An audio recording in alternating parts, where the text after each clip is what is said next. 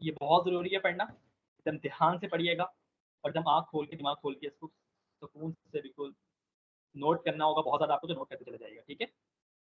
तो हम first slide पे अपने चलते हैं। क्लिनिकल ट्रायल्स, बहुत सारी टाइप्स होती हैं रिसर्चेस। बेतहाशा मेडिकल रिसर्च की बात कर रहा हूँ अभी मैं, मेडिसिन से, यानी कि इसमें कौन-कौन से फील्ड शामिल होंगे इसमें? फार्मासिस्ट, बीडीएस, एमबीबीएस, डीपीटी, इस तरह की जितनी भी फील्ड्स हैं वो शामिल हैं इसमें। क्योंकि मेडिसिन से रिलेटेड जो फील्ड है वो शामिल है। बाकी इंजीनियरिंग और इस तरह से करते हैं कि जनरल साइंसेस के रिसर्च ऐसे नहीं होते, वो फिर डिफरेंट, ठीक है? क्लिनिकल ट्रायल्स, क्लिनिकल ट्रायल्स क्या होते हैं?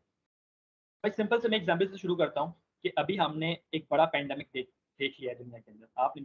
आप भी इसके शाहिद हैं, मैं भी इसका शाहिद हूँ, और हमने खुद अपनी आंखों से खुद दुनिया को 2 साल तक अपने घरों के अंदर बंद होते हुए देखा है, ठीक है?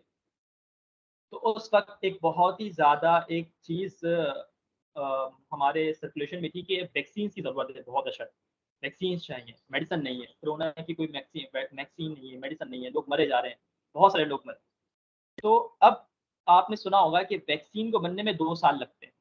वैक्सीन जो एक मुकम्मल ट्रायल से गुजरता है, बार बार उसकी चेकअप की जाती है, बार बार उसे जानवरों पे टेस्ट किया जाता है, ठीक है?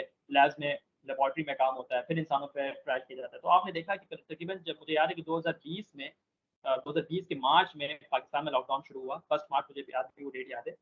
1 मार्च को लॉकडाउन शुरू हुआ और पूरे साल 2020 तक लॉकडाउन रहा। फिर अगले साल, आई गेस तकरीबन 1 साल या 15 महीने के बाद इसकी पहली वैक्सीन आई थी। इसमें एस्ट्राजेनेका, मॉडर्ना और फाइजर थी, ठीक है, साइनोवैक, साइनोफॉर्म, सब मुझे याद है नाम, आप लोगों को भी याद होगा। तो ये सब वैक्सीन लग रही थी। तो वो जो वैक्सीन के बनने का अमल था, वो जिस रिसर्च प्रोसेस से गुजरा था, वो क्लिनिकल ट्रायल था। क्लिनिकल ट्रायल में होता है क्या? आप इसकी डेफिनेशन पढ़ें कि rigorous scientific experiments conducting on human subjects to evaluate the safety and efficacy of new medical intervention। हमारे पास जो कोरोना की वैक्सीन थी, कोविड की वैक्सीन, वो एक मेडिकल इंटरवेंशन थी, ठीक है? तो पहले हमने क्या किया? पहले हमने लैब्स में, कि इसे एक वायरस है, आपको पता है कि वायरस जब बॉडी के अंदर दाखिल होगा, इम्यून सिस्टम एक्टिवेट होगा। आई गेस अगर फर्स्ट ईयर ने ब्लड पढ़ लिया है तो उसमें उन्होंने कुछ ना कुछ फिजियोलॉजी, पैथोलॉजी पढ़ी हुई।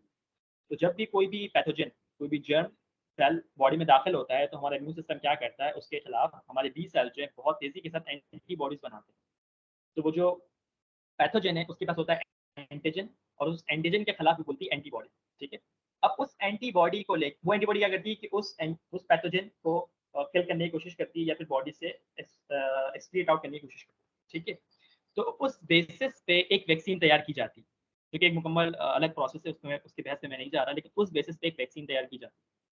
तो उस वैक्सीन को चेक करने के लिए आया, अच्छा वैक्सीन बनाने के बहुत सारे तरीके होते हैं, मैंने सिर्फ एक तरीका बताया। उस वैक्सीन को चेक करने के लिए आया, ये वैक्सीन जो है इंसानों पे काम करेगी, इसके साइड इफेक्ट्स क्या होंगे, इससे क्या, कितने अरसे तक ये काम कर सकती है, कितना देर लगेगा, तो इसको हम कहते हैं क्लिनिकल ट्रायल्स। ये जाती है एरर और ट्रायल्स लर्निंग पे, इसको बार बार लर्न किया जाता है। पहले इसको इसे माउस या माइस के अंदर इंजेक्ट किया जाता है और चेक किया जाता है कि आई की इनटेक किस तरह काम कर रही है। फिर उसको बहुत छोटे ग्रुप ऑफ ह्यूमंस में इस्तेमाल किया जाता है, फिर उससे बड़े, फिर उससे बड़े, फिर उससे बड़े। तो हम यहाँ पर देख सकते हैं इस स्लाइड के ऊपर कि फेज 1, फेज 2, फेज 3, फेज 4, ये 4 फेजेस मौजूद हैं। अच्छा मैं आप सबसे एक बार दरखास्त करता हूँ कि इनकेस कोई भी मसला है, मेरी आवाज़ ना बंद हो जाए या स्लाइड हो जाए, तो फौरन मुझे बता दीजिएगा, ठीक है? अच्छा ठीक है। मैं, क्योंकि मैं वो आपकी स्क्रीन नहीं देख रहा। Phase 1, phase 2, phase 3, phase 4। तो आप यहाँ पर देख सकते हो क्लिनिकल ट्रायल्स में क्या होता है कि हम जो भी कोई नई मेडिकल इंटरवेंशन होती है, खासतौर पर जो मेडिसिन या वैक्सीन बनाई जाती हैं, या कोई और डिवाइस बनाई जाती है, तो उसको चेक किया जाता है। सबसे पहले small group of safety dosage, इसके साइड इफेक्ट चेक किए जाते हैं, फिर लार्ज ग्रुप में उसकी इफेक्टिवनेस, फिर और लार्ज ग्रुप में कंपेयर विद एक्सिस्टिंग ट्रीटमेंट्स, फिर उस तरह और लार्ज ग्रुप में पोस्ट मार्केटिंग सर्विलेंस वगैरह वगैरह। तो कुल मिला के क्लिनिकल ट्रायल टाइप की जो रिसर्च होती है, ये बहुत लंबी रिसर्च होती है, और तकरीबन इसका अर्सा बताऊँ कम से कम भी जो है 5 से 6 साल, और ज़्यादा से ज़्यादा 10 से 11 साल। इवन कि आपको बताऊँ कि जो कोविड की वैक्सीन है वो भी अभी तक फाइनलाइज नहीं हुई। अभी आपने देखा होगा कोविड की वैक्सीन के ऊपर लिखा हुआ होता है कि एस्ट्राजेनेका, मॉडर्ना है, तो उसकी एफिकेसी रेट जो है 90%, 80% है, 70%। इसका मतलब क्या हुआ कि ये वैक्सीन मुकम्मल तौर पर एफिकेशियस नहीं है, ये मुकम्मल अपना काम सर अंजाम नहीं दे रही। बात सीधी सी, ये क्लिनिकल ट्रायल समझ में आ गया होगा, it is the error and trial experiments. इसमें एक्सपेरिमेंट्स नहीं कहेंगे इसे, ट्रायल और ट्रायल बेस्ड लर्निंग कहते हैं। कि अगर सपोज करें एक वैक्सीन बनाएगा और माइस में डाला, माइस मर गया, तो मतलब बात ये हुई कि वो वैक्सीन सही नहीं थी, अब कोई दूसरा तरीका तैयार करना पड़ेगा। तो this all about the clinical trials, ठीक है? आपको समझ में आ गई? ये हमारे बस की बात नहीं फिलहाल, एज अंडर ग्रेजुएट स्टूडेंट हम इसे नहीं कर सकते। बात सीधी सी, आपको पढ़ाने का मकसद ये है कि आप जब भी परफेक्ट रिसर्च करो, आपके सामने क्लिनिकल ट्रायल लफ्ज़ आ जाए, तो आप उस रिसर्च को पढ़ो, बिल्कुल पढ़ो, लेकिन वो किसी काम की नहीं है आपकी, यानी कि आप उस पे काम नहीं कर सकते फिलहाल। आगे जब आप फिजिशियन सर्जन बनोगे तो फिर इंशाल्लाह। वैसे ये काम जो होता है कि रिसर्च मेडिकल रिसर्च कोऑर्डिनेटर का काम होता है, जो मैंने आपको पिछले मरतबा बताया था, जो रिसर्च के इदारे में मुंसलिक होते हैं बाकायदा, वो क्लिनिकल ट्रायल्स वगैरह कर रहे होते हैं, जो लेबोरेटरी या रिसर्च लैब्स में काम करते हैं। Next, observational studies. तो ये जो ऑब्जर्वेशनल स्टडीज हैं, इनमें ऑब्जर्वेशनल स्टडी का मतलब आप समझ लें कि ऑब्जर्व करके कोई भी चीज़ आपने ऑब्जर्व करनी है, देन उसके बाद आपको कोई उससे एक रिजल्ट अखज़ करना है, अखज़ करने के बाद उसको अपने हाइपोथेसिस उसकी एक बनानी है। मतलब एक सिंपल एग्जांपल आपको बता रहा हूँ कि जैसे आपने 9 क्लास में एक बहुत ही हम सभी ने पढ़ा हुआ है 9 क्लास की वो बुक, वो प्लाज्मोडियम वाली, जो आपने एग्जांपल आपको याद होगी, लेवन एक साइंटिस्ट था, उसने मलेरिया के ऊपर जो रिसर्च की, उसने प्लाज्मोडियम बनाया। तो वो एक रिसर्च थी, ठीक है? वो रिसर्च की एग्जांपल भी हमारे पास मौजूद है, वो किसी और टाइप की रिसर्च थी, ठीक है? अभी वो रिसर्च हम नहीं कर रहे, अभी एक हम डिफरेंट टाइप की रिसर्च शुरू कर रहे हैं, जैसे ऑब्जर्वेशनल स्टडीज़। इसमें होता क्या है कि आप करते क्या हो इस रिसर्च के अंदर, कि आप सोसाइटी के अंदर सपोज़ करें कोई डिज़ीज़ बहुत ज़्यादा मौजूद है, उसको चेक कर रहे हो। मोटापा बहुत मौजूद है, उसको चेक कर रहे हो, ठीक है? इसके अलावा डायबिटीज़ बहुत ज़्यादा मौजूद है, उसको चेक कर रहे हो। या इस तरह से कि हेल्दी माशरा है, उसको चेक कर रहे हो। तो बस ये है कि आप ऑब्जर्वेशनल स्टडी चलती है और उस ऑब्जर्वेशन की बुनियाद पर आप कोई थीसिस या हाइपोथेसिस कोट करते हो, ठीक है? सपोज़ करो आपने 100 बंदों को डेटा कलेक्ट किया डायबिटीज़ के ऊपर, ठीक है? और उस डायबिटीज़ को आपने रिलेट किया कि eating habit of diabetes people, यानी कि जो पर्सन्स होते हैं, उनकी ईटिंग हैबिट चेक की और ड्रिंकिंग हैबिट चेक। मैं आपको एक फैक्ट बता रहा हूँ कि डायबिटिक पेशेंट्स जो होते हैं,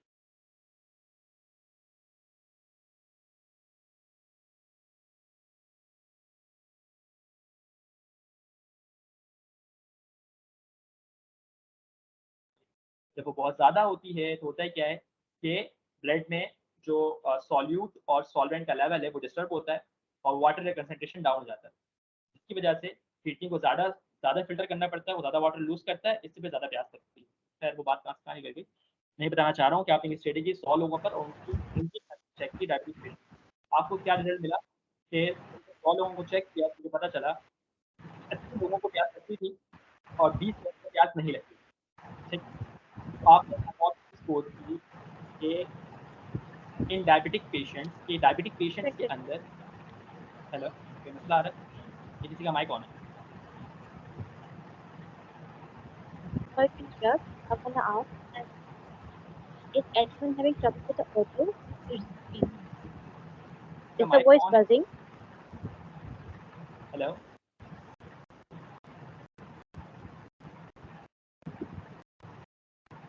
और जो सर क्वेश्चन आप लिख लें।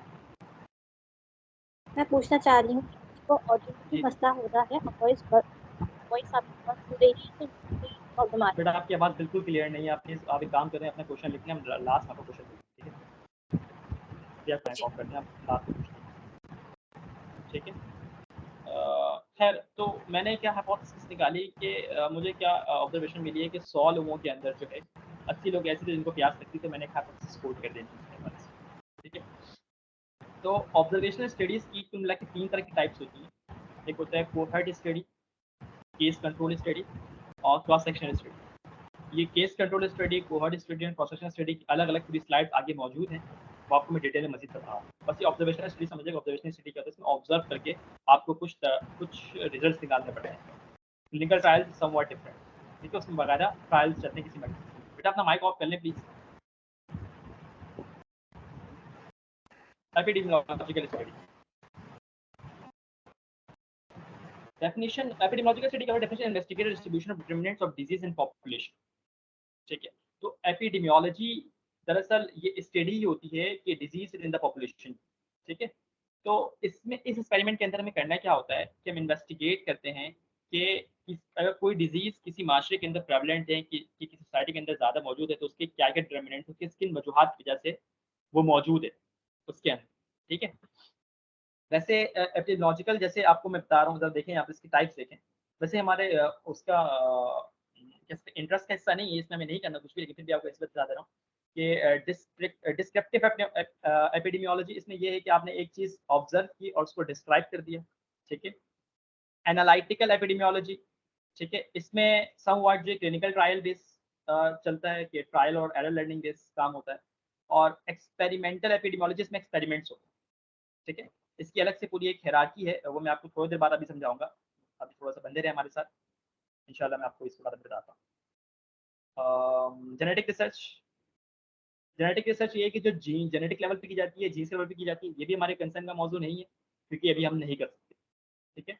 अभी तक जो जो मैंने आपको टाइल्स बताई, जैसे क्लिनिकल ट्रायल है, ये भी हम फिलहाल नहीं सर कर सकते आपकी स्लाइड चेंज नहीं हो रही सर, स्लाइड वही ऑब्जर्वेशनल स्टडी की स्लाइड है। ये सबके साथ ऐसा है। यस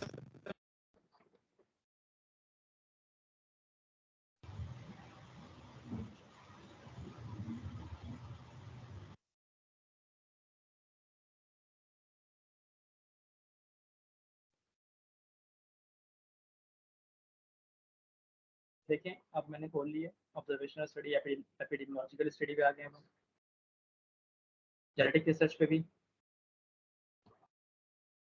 देखें, सही है। यस, सब सही है।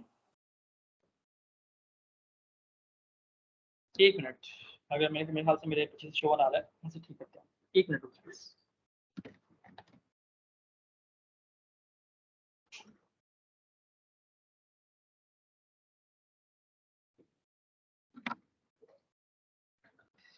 नाउ जेनेटिक रिसर्च,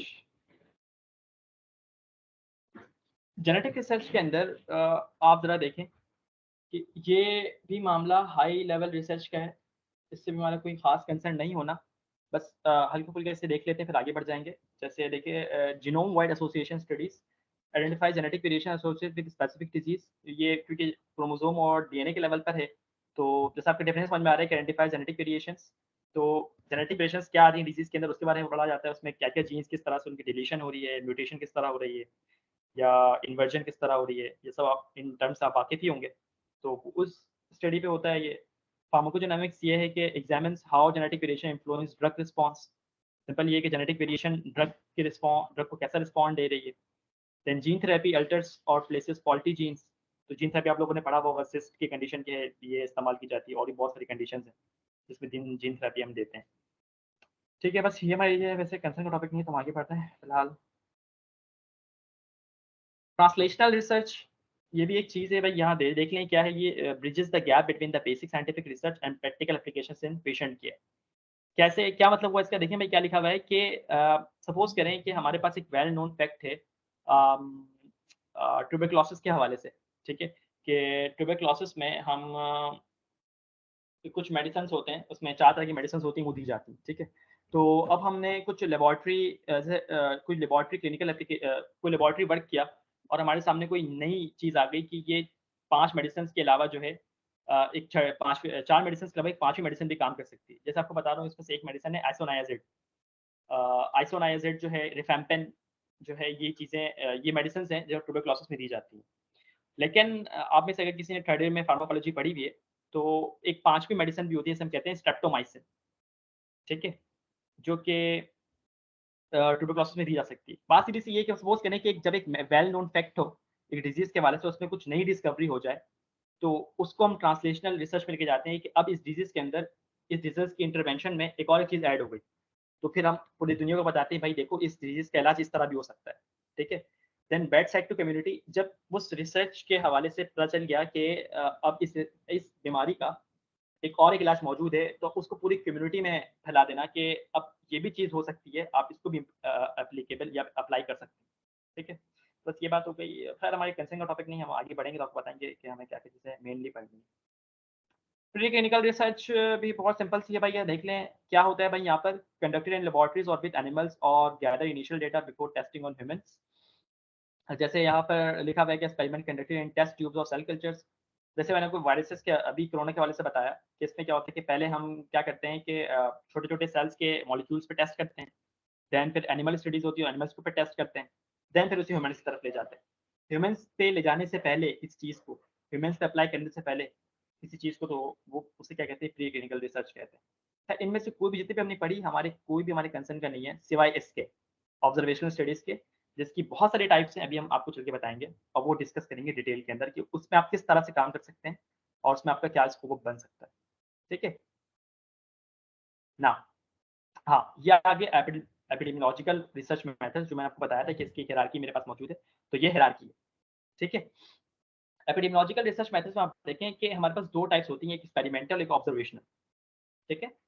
एक्सपेरिमेंटल में क्या है, जिसमें एक्सपेरिमेंट्स किए जा रहे हों बाकायदा, जिसमें क्लिनिकल ट्रायल्स हो रहे हों, ट्रायल और एरर लर्निंग हो रही हो, किसी मेडिसिन को, किसी डिवाइस को ह्यूमन्स पे या एनिमल्स पे चेक किया जा रहा हो। और ऑब्जर्वेशनल क्या है, जिसमें कोई भी एक्सपेरिमेंट्स नहीं कर रहे हो, बल्कि सिर्फ और सिर्फ ऑब्जर्वेशंस की जा रही हो कि किस तरह से चेंजिंग आ रही है, या डेटा कलेक्ट किया जा रहा हो। ठीक है? अच्छा, तो हम ज़रा ऑब्जर्वेशन पे जाते हैं। इसकी 2 टाइप्स हैं, एक होती है एनालिटिकल और एक होती है डिस्क्रिप्टिव। अब ये जितनी भी टाइप्स लिखी हुई है ना, cohort, case control, cross sectional और केस सीरीज़ और रैंडमाइज्ड कंट्रोल ट्रायल, मेरे माउस से कर्सर को देखते जाएँ। तो इन तमाम के तमाम को हम जो है अब एक या के बाद दीगरे एक-एक करके हम पढ़ने जा रहे हैं। और अब जो है हमारा मेन शुरू हो रहा है कि जो आपकी अब जितनी भी इससे पहले मैंने रिसर्चेज़ पढ़ी हैं, वो हमारे कंसर्न की नहीं थी। अब जितनी भी आएँगी, वो एक as a medical under graduate हम कर सकते हैं बाकायदा। और कैसे कर सकते हैं, क्यों कर सकते हैं, ये सब आपको हम बताने जा रहे हैं। Para letter to editor. पहले मतलब मुझे बता दें कि अभी कुछ भी मसला नहीं हो रहा, आवाज़ क्लियर है और स्क्रीन सही है बिल्कुल? कोई बंदा बता दे मुझे कोई Yes, एक। everything is clear. ठीक है, okay, thank you. Letter to editor, सबसे पहला इस पे हम बात कर लेते हैं, ठीक है? अब मैं पबमेड भी खोलूँगा और आपको समझाने की कोशिश करूँगा, तो अब आपको अगर कुछ नोट नोट करना है, तो आप नोट करते चले जाइए, ठीक है? मेन चीज़ हमारी यहाँ से शुरू हो रही है। लेटर टू एडिटर क्रिटिक क्या होता है? A brief concise communication expressing opinions, मैं इसको ज़रा हाइलाइट कर रहा हूँ, ठीक है? A brief, concise communication expressing opinions, observations or response to previous published articles. इस वर्ड पर जरा ध्यान दें, previous published articles, मतलब ये कि जो ऑलरेडी पब्लिश आर्टिकल हैं उनके ऊपर, फिर से ध्यान दें कि जो प्रीवियसली पब्लिश आर्टिकल्स हैं उनके ऊपर अपनी कोई भी ओपिनियन देना, ठीक है? उनके ऊपर अपनी कोई भी ओपिनियन देने को, ऑब्जर्वेशंस के बाद या रिस्पॉन्स देने को हम लेटर टू एडिटर कहते हैं। मसलन मैं ज़रा पबमेड पे चलते हैं, उसे समझते हैं थोड़ी सी जाके, ठीक है? हम पबमेड पे चलते हैं, मैं यहाँ पे तो पबमेड पे आ गए हम, ठीक है? अच्छा, मैं इसमें कुछ भी सर्च करता हूँ, चलिए मैं क्या सर्च करूँ, इससे मैं ट्यूबर क्लासेस मैंने यहाँ पर पढ़ा था, तो ट्यूबर क्लासेस पे हम आ गए। अब यहाँ पर देखिए, मैं आपके सामने स्क्रीन खुली हुई होगी, तो मैं इसकी पहली रिसर्च आर्टिकल को खोल रहा हूँ। आप जानते हैं किस तरह खोलते हैं, या मैंने क्लिक किया इसके ऊपर, एक नया विंडो खुला, फिर मैं अपने माउस के कर्सर को देके मैं यहाँ पर आया, मैंने इसको क्लिक किया, यहाँ पर मेरे से एक नया विंडो खुल जाएगा और जैसे एक नया विंडो खुलेगा, मुझे जो एक आर्टिकल यहाँ पर दिखेगा। अच्छा सॉरी, ये पेड आर्टिकल है, मैंने थोड़ा गलत खोल दिया, इसके बारे में हम बाद में बात करेंगे। हम फिर से पीछे जा रहे हैं, कोई और आर्टिकल खोलते हैं, ये वाला पेड था। मैं लिख देता हूँ फ्री, अगर आपको सिर्फ फ्री चाहिए तो फ्री लिख भी सकते हो, आ जाएगा।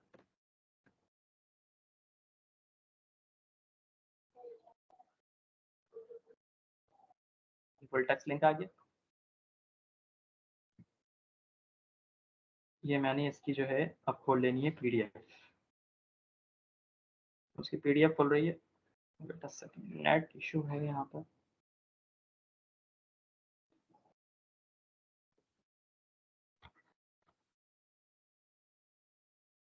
बस वेट अ सेकंड, फिर मैं यहाँ पर जो है आपको तमाम की तमाम जो एग्जाम्पल्स इसी हिसाब से दे दूँगा। इसकी पीडीएफ एक बार खोल लें, ठीक है, ओके। सॉरी वो थोड़ा सा नेट प्रॉब्लम कर रहे हैं, इंशाल्लाह मैं नेक्स्ट टाइम से इसे फिक्स कर लूँगा, नेट थोड़ा सा स्लो चल रहा है। अच्छा, ट्रांसक्रिप्ट जो भी टॉपिक इस पे हम नहीं जा रहे, ठीक है? तो फिलहाल मुझे ट्यूबरक्लोसिस से रिलेटेड था। अब मुझे करना क्या है, जैसे मैंने आपको बताया, फिर से पावर पॉइंट स्लाइड पे जाके एक मर्तबा देख लेते हैं कि होता क्या है कि पहले से जो पब्लिश आर्टिकल होता है उसके ऊपर अपना ओपिनियन, ऑब्जर्वेशन और रिस्पॉन्स देना होता है। यानी कि कोई ऑब्जर्वेशन करके अपना ओपिनियन देना पड़ता है, ठीक है? अब मैं जाता हूँ, इस आर्टिकल को खोलता हूँ एक मर्तबा, ठीक है? इस आर्टिकल को मैंने खोला, और किसी भी आर्टिकल खोलने के बाद आप डायरेक्ट, पता है, उसकी जो है ना एक मतलब समरी पढ़ा करो कि उस आर्टिकल में पहले ओवरऑल बात क्या की गई है, ठीक है। समरी पढ़ने के बाद आप डायरेक्ट उसमें चला जाया करो डिस्कशन के ऊपर। एक डिस्कशन की हेडिंग हर आर्टिकल के अंदर मौजूद होती है, ठीक है। आप नीचे जाओगे तो आपको एक डिस्कशन का पैरा मिल जाएगा।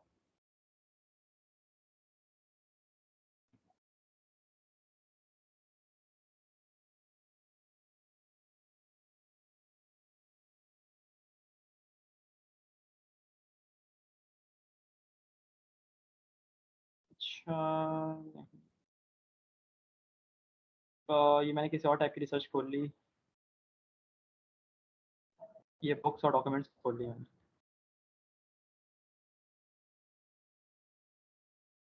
है एक चीज़ मैं आपको बताने की कोशिश कर रहा हूँ, ज़रा देखें एक मरतबा कि वापस आते हैं अपने पावर पॉइंट प्रेजेंटेशन के ऊपर।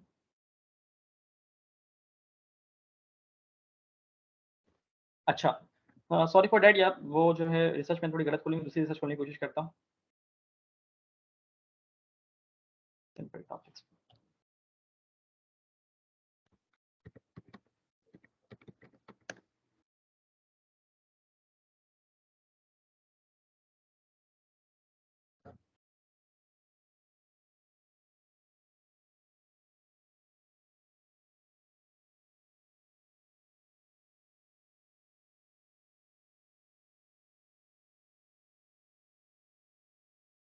ये भी पेड है।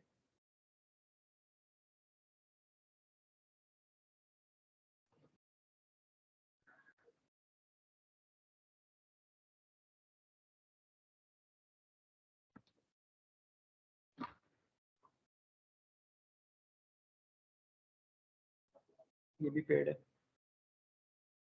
चलो छोड़ा अभी फिलहाल, बाद में एक मतलब कोई आर्टिकल खोल के आपको ढूंढ के जगह दिखाता हूँ। बात सिंपल सी ये है इसके लेटर टू एडिटर के अंदर कि जब भी आपने लेटर टू एडिटर लिखना होता है कि आप पहले से एक रिसर्च पब्लिश हो, उसको आप तरीके से पढ़ें और पढ़ने के बाद उसमें से गलतियाँ निकालें या कोई इम्प्रूवमेंट बताएं। आप जो ऑथर था उसको बताने की कोशिश करें कि आपने जो रिसर्च पब्लिश की है उसके अंदर ये इम्प्रूवमेंट हो सकती है और ये गलतियाँ जो है निकाल के आप उसे बता दें कि ये इम्प्रूवमेंट कर लें, या फिर मैं समझता हूँ कि ये चीज़ आपने गलत कोट की है। और ये वक़्त आप उसी वक़्त कर सकते हैं जब एक ही आर्टिकल से रिलेटेड आप तकरीबन 10 से 15 आर्टिकल्स पढ़ लें। जब आप 10 से 15 आर्टिकल पढ़ लेंगे प्रॉपर तरीके से, बहुत डीप में जाके, तब आपको समझ में आएगा कि आपने जो है एक मतलब पर आपको समझ में आएगा कि सही चीज़ क्या है। जब आप बहुत सी चीज़ें पढ़ लेते हैं तो आपको एक कॉमन चीज़ मिलती है और कॉमन चीज़ मिलने के बाद आपको समझ में आएगा कि सही चीज़ क्या है। फिर जिस पेपर को आप टारगेट कर रहे हो उसमें से आप गलतियाँ निकालो और ऑथर को एक मैसेज टाइप करके उसे सेंड कर दो कि ये गलती आपने की है। तो जब आप वो सेंड कर दोगे तो वो बाकायदा पब्लिश हो जाता है उस आर्टिकल के खिलाफ। उसे हम कहते हैं लेटर टू एडिटर या क्रिटिक, ठीक है। मैं आपको एक मतलब जब ये स्लाइड जब एंड होगी सारी तो आपको बाकायदा एक पबमेड आर्टिकल खोल के दिखा दूँगा कि वो कैसे करते हैं। वैसे हमारा इसका टॉपिक अलग से भी है, हमने सिर्फ डेटा वगैरह पढ़ना है, ठीक है। तो लेटर टू एडिटर के बारे में समझ में आ गया कि ये क्रिटिक होती है जो पहले से पब्लिश आर्टिकल के ऊपर लिखी जाती है। केस सीरीज़, केस सीरीज़ इसको भी ज़रा तरीके से समझिएगा, इसमें होता क्या है, ये केस सीरीज़ जो है एक फिज़िशियन करता है। सपोज़ करें एक फिज़िशियन है जो कि बाकायदा एक ओपीडी में बैठता है और रेगुलर बेसिस पे किसी मतलब अपने पेशेंट्स को सर्च कर रहा होता है। तो उसको मतलब डायग्नोज़ करता है उनके डिजीज़ को, उनका इलाज कर रहा होता है, ठीक है। इसमें क्या लिखा हुआ है, descriptive study that presents a detailed analysis of group of individuals with a similar condition और एक्सपोज़र। सपोज़ करें आप कभी एक फिजिशियन बन जाए किसी भी चीज़ के। सपोज़ करें आप इन्फेक्शियस डिज़ीज़ के जो है फिजिशियन बन गए, ठीक है, ओपीडी में बैठते हैं और इन्फेक्शियस डिज़ीज़ के जो स्पेशलिस्ट होता है वो ये सब एड्स और हेपेटाइटिस वगैरह को जो है डील करता है। तो आपके पास रेगुलर बेसिस पे हेपेटाइटिस के पेशेंट्स आ रहे हैं। तो हेपेटाइटिस के पेशेंट्स के बहुत जो पेशेंट्स हैं उनके अंदर बहुत सारे वायरसेस जो है जैसे hepatitis A, B, C, D ये सारे चलते जाएँ तो डिफरेंट आरएनए वायरस भी इसको करवाते हैं और डीएनए वायरस भी करवाते हैं, ठीक है? तो जब आप फिजिशियन थे तो आपने नोटिस किया कि जो मेरे पेशेंट्स पहले आ रहे थे, उनके जो सिम्पटम्स और साइन्स थे वो पहले डिफरेंट आया करते थे। लेकिन अब जो पेशेंट्स आ रहे हैं, जैसे सपोज़ करें कि एक नई टेक्नोलॉजी आई हमारे सोसाइटी के अंदर। सपोज़ करें मैं 5G की बात करता हूँ। 5G टेक्नोलॉजी आ गई, ठीक है? 5G के टावर्स लग गए पर। जब 5G के टावर्स लग गए तो अब जो फिजिशियन था उसने देखा कि जब से 5G के टावर लगे ना तो मेरे पेशेंट्स के अंदर अजीब-सी एक चेंजिंग आई है और उसके साइन्स और सिम्पटम्स हेपेटाइटिस के वजह से बिल्कुल चेंज ही हो गए। तो फिर वो एक क्या करेगा, एक केस सीरीज़ की एक क्या कुछ पेशेंट्स को जमा करेगा, उनकी बाकायदा प्रॉपर तरीके से उनकी हर एक साइन, उनकी रिपोर्ट्स को पढ़ेगा, पढ़ने के बाद जो है एक आर्टिकल लिखेगा। वो उसका एक पर्सनल ओपिनियन होगा कि मैंने इतने अरसे के अंदर 5G के टावर लगने के बाद ये चीज़ें नोट की हैं। तो उसको हम केस सीरीज़ कहते हैं। और केस सीरीज़ में बेटा आप लोग इन्वॉल्व हो सकते हो। वो कैसे इन्वॉल्व हो सकते हो कि आप अपने हॉस्पिटल जाओ, अगर आप 3rd ईयर या 4th ईयर में हो, तो आप अगर आपकी किसी डॉक्टर से अच्छी बातचीत है, ठीक है? तो आप उसके साथ बैठो, आपको तकरीबन 10-15 दिन उसके साथ बैठना पड़ेगा। बैठने के बाद आप उससे बात करो कि सर हमें केस सीरीज़ करनी है। तो वो आपको अगर इजाज़त दे दे, तो आप उनके साथ बैठो और सिर्फ़ देखते जाओ कि जो-जो पेशेंट्स आ रहे हैं, पहले आपको जो जिस चीज़ से आपको केस सीरीज़ करनी है, सपोज़ आपको डायबिटीज़ के ऊपर केस सीरीज़ बनानी है, तो पहले आपको डायबिटीज़ के हवाले से ए टू ज़ेड सारी नॉलेज होनी चाहिए, कि डायबिटीज़ का पेशेंट कैसा होता है, इसके सिम्पटम्स क्या होते हैं, इसकी मेडिकेशन क्या होती है, डायबिटीज़ टाइप 1, टाइप 2 की वेरिएशन क्या है, इसके साइन्स क्या होते हैं, पेशेंट कितने दिन ज़िंदा रहता है, खुराक की हैबिट क्या होती है, ईच एंड एवरीथिंग आपको पता होना चाहिए। पता होने के बाद आप ओपीडी जाओ, डॉक्टर से बात करो, बात करने के बाद उनके साथ बैठो और जैसे जिस क्योंकि ज़ाहिर बात है जो पेशेंट आता है ना, तो अपनी कुछ फाइल लेके आता है, उसके पास पहले से रिपोर्ट्स मौजूद होते हैं। उन रिपोर्ट्स को पढ़ते जाओ, उसकी मेडिकेशंस देखते जाओ, देखते जाओ, देखते जाओ, फिर एक वक़्त ऐसा आएगा, मतलब 10-15 दिन के बाद आपको खुद समझ में आना शुरू हो जाएगा कि कुछ ना कुछ चेंजिंग आ रही है। तो डॉक्टर भी आपको समझाएगा, देखो पहले मैं जब पेशेंट्स को चेक किया करता था, तो उसमें कुछ और सिम्पटम्स हुआ करते थे, अब जब चेक करता हूँ तो कुछ और सिम्पटम्स हुआ करते हैं। तो इस तरह से आप डॉक्टर के साथ मिलके केस सीरीज़ परफ़ॉर्म कर सकते हो, ठीक है? लेकिन फिर भी ये थोड़ा-सा हेक्टिक मामला है, तो फिलहाल मैंने तो कोई अभी तक खुद नहीं किया, लेकिन ये है कि आप चाहो तो कर सकते हो, ठीक है? Case control study case report study. Case report study क्या होती है? Case report study is somewhat similar to case series, लेकिन is somewhat similar to case series, लेकिन होता क्या है कि ये थोड़े छोटे लेवल पर होता है। देखो लिखा हुआ है, देखो descriptive studies that provide detail and unique information about a particular individual. देखो यहाँ पे लिखा हुआ है पर्टिकुलर इंडिविजुअल, किसी एक इंडिविजुअल के बारे में, और a small group of individuals. मतलब आप प्रैक्टिस में हो, एज अ सर्जन या फिजिशियन प्रैक्टिस में हो, और आपके पास बिल्कुल एक अनयूजुअल केस आया, ठीक है? बिल्कुल अनयूजुअल केस आया।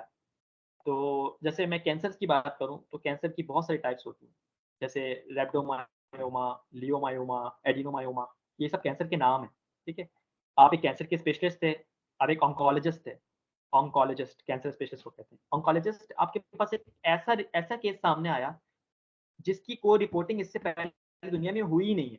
मतलब वो एक न्यू डिज़ीज़ थी।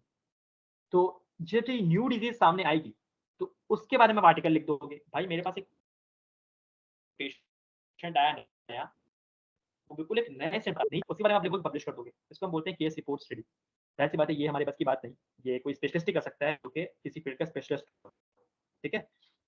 तो अब आगे बात कि केस सीरीज़ और केस रिपोर्ट क्या होती है? केस सीरीज़ में एक बाकायदा स्पेसिफिक किस्म के डिज़ीज़ वाले ग्रुप को स्टडी किया जाता है, जबकि केस रिपोर्ट के अंदर कोई नई डिज़ीज़ जब सामने आ जाए, तो उसको स्टडी किया जाता है, ठीक है? अच्छा, बाकी अब आते हैं केस कंट्रोल पे आ जाते हैं, ठीक है?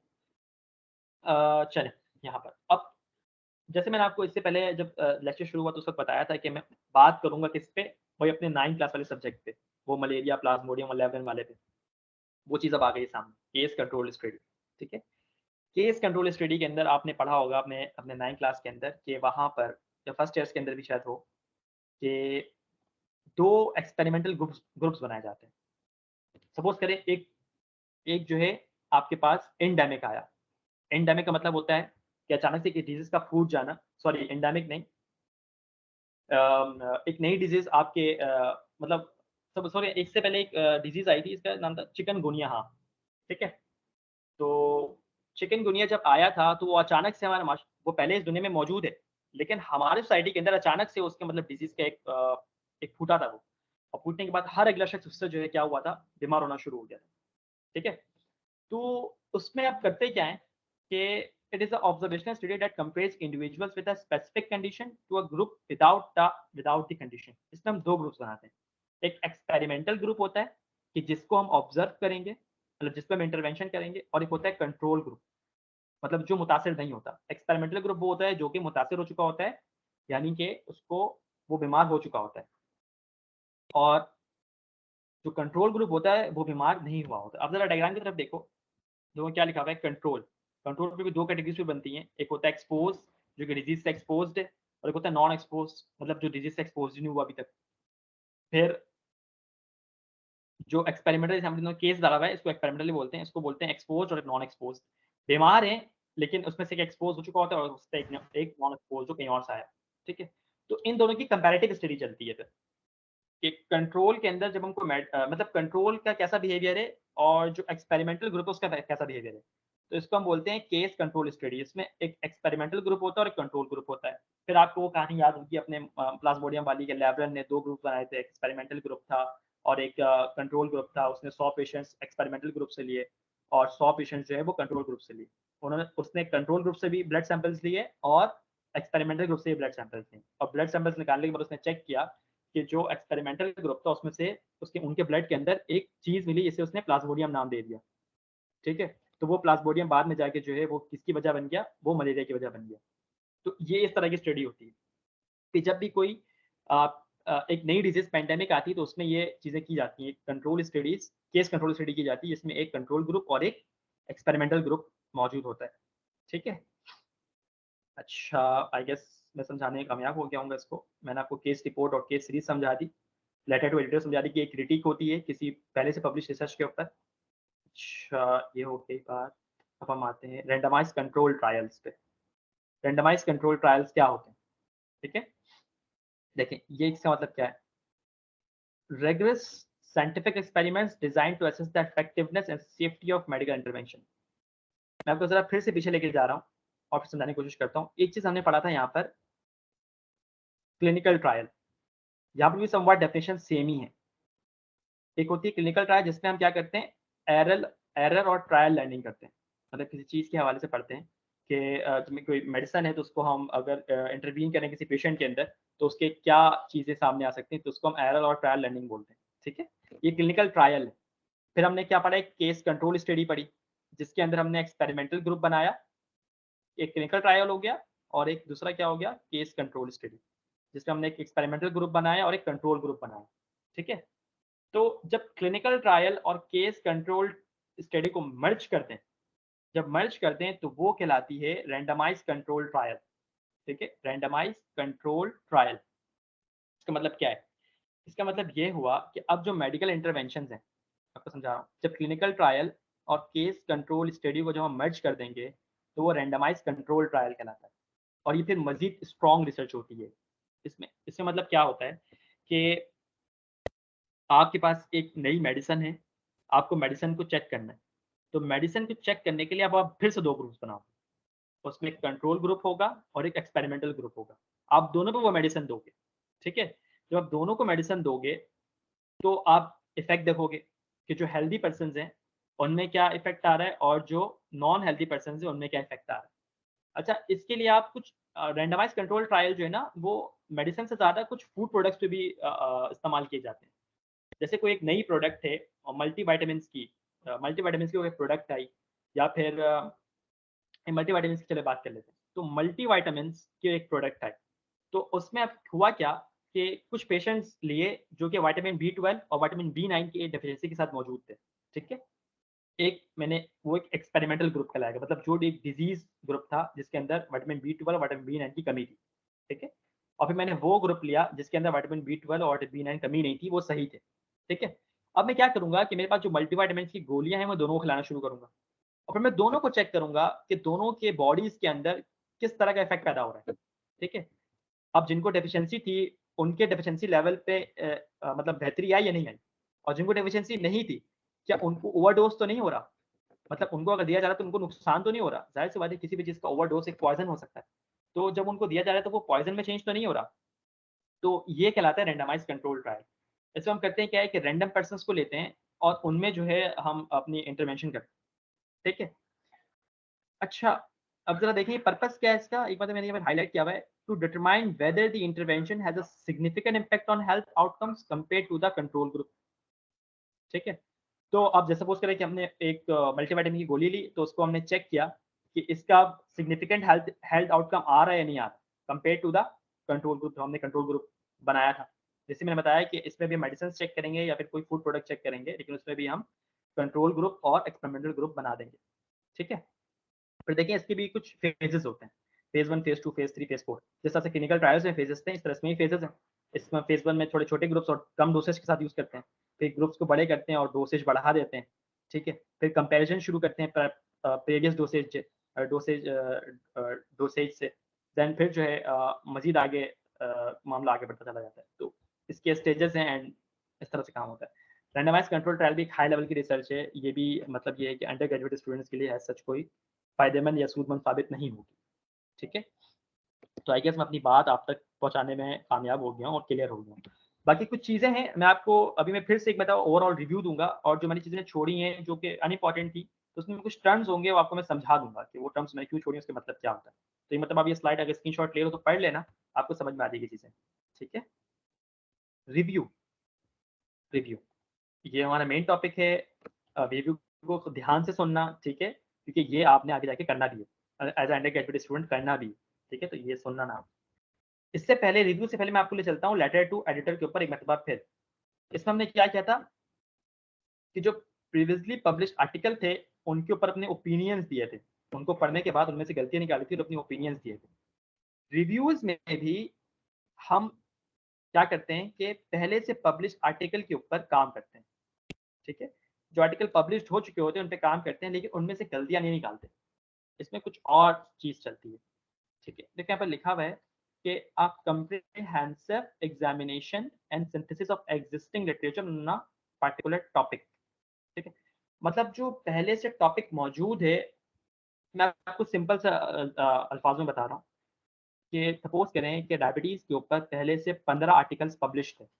अब मैं करूँगा क्या कि उन 15 आर्टिकल को जमा करूँगा और उनको समरी बना दूँगा। सिंपल, बस। मैंने किया क्या कि पहले से जो आर्टिकल मौजूद थे, उनको जमा किया, उनकी समरी लिख दी। ऑब्जेक्टिव लिखा हुआ है, देखें। To provide an overview, summary and analysis of existing research. बहुत सिंपल अल्फाज में रिव्यू का मतलब यही होता है कि पहले से जो बहुत सारी रिसर्चेस मौजूद हैं, उनकी एक समरी दे देना, ओवरव्यू दे देना या उसकी एनालिसिस कर लेना प्रॉपर तरीके से, इसको हम क्या बोलते हैं, रिव्यू कहते हैं। ठीक है? अच्छा, अब आपके पास यहाँ पर जो है 2 तरह के रिव्यूज़ हैं। एक सिस्टमैटिक रिव्यू होता है, ठीक है? और एक मेटा एनालिसिस होता है। तो मेटा एनालिसिस और सिस्टमैटिक रिव्यूज़ में डिफरेंस क्या है, ये आपको मैं बता देता हूँ कि देखिए क्या लिखा हुआ है। A rigorous transparent method of reviewing literature to answer specific research question. Systemic review के अंदर क्या होता है कि सपोज़ करें आपने 15 आर्टिकल्स चूज़ किए और उस 15 डायबिटीज़ के ऊपर 15 आर्टिकल ऑलरेडी लिखे हुए थे। आपने उसे चूज़ किया और चूज़ करने के बाद उसको जमा कर लिया, समरी बना ली। फिर उसको बार-बार उसकी प्रूफ रीडिंग की, बार-बार रिव्यूइंग की। देखिए, यहाँ पे लिखा हुआ है रिव्यूइंग। बार-बार उसको देखा, देखने के बाद एक मुकम्मल, सिर्फ़ आपने नहीं देखा बल्कि बहुत से लोगों ने देखा। बहुत से लोगों ने देखा, फिर उसकी जब एक समरी बनी तो उसको हम क्या बोलते हैं, सिस्टमिक रिव्यू कहते हैं। ठीक है? इसको हम क्या बोलते हैं, सिस्टमिक रिव्यू।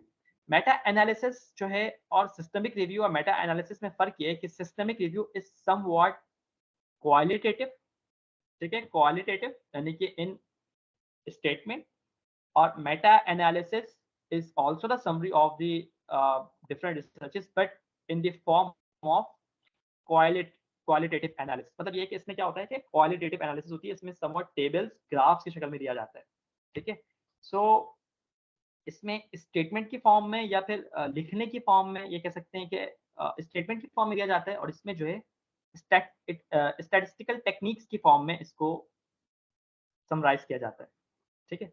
इसको पैराग्राफ की फॉर्म में इसको स्टैटिस्टिकल एनालिसिस इसकी की जाती है और उस फॉर्म में इसको जो है पब्लिश किया जाता है। देखिए यहाँ पे लिखा हुआ है statistical technique used in systemic reviews to combine data from multiple studies to generate overall estimates of different effect. मतलब ये भी कह सकते हैं कि सिस्टमिक रिव्यू की सब टाइप है कि जब डिफरेंट रिसर्च आर्टिकल्स आप पढ़ेंगे और पढ़ने के बाद उनके अंदर जो ग्राफ्स और पाई चार्ट्स और टेबल्स होंगे, उनको भी जमा करेंगे। जब उनको जमा करेंगे तो वो चीज़ कहलाती है मेटा एनालिसिस, और जब आप स्टेटमेंट को जमा करेंगे सबकी, तो वो कहलाएगी सिस्टमिक रिव्यू।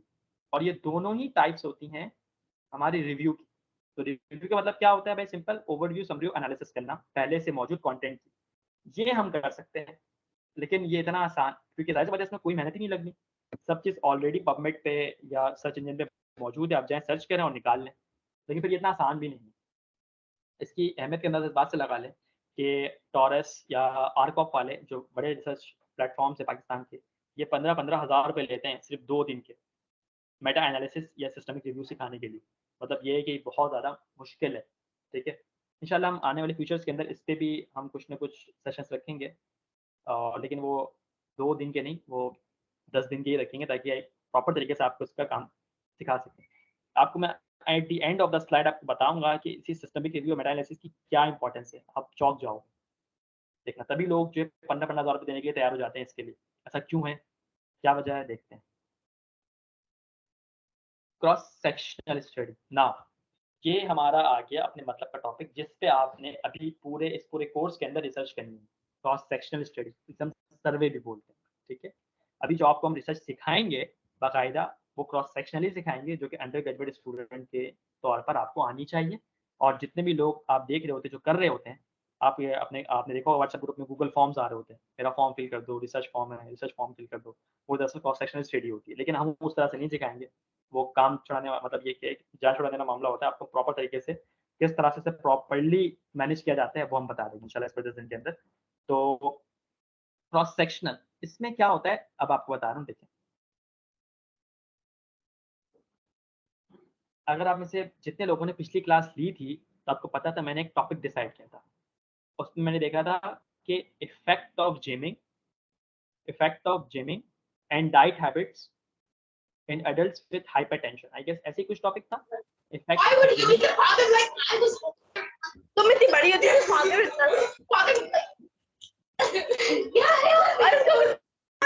माइक ऑफ कर दो आप ही तो किटकैट खा रही थी। खुशी खुशी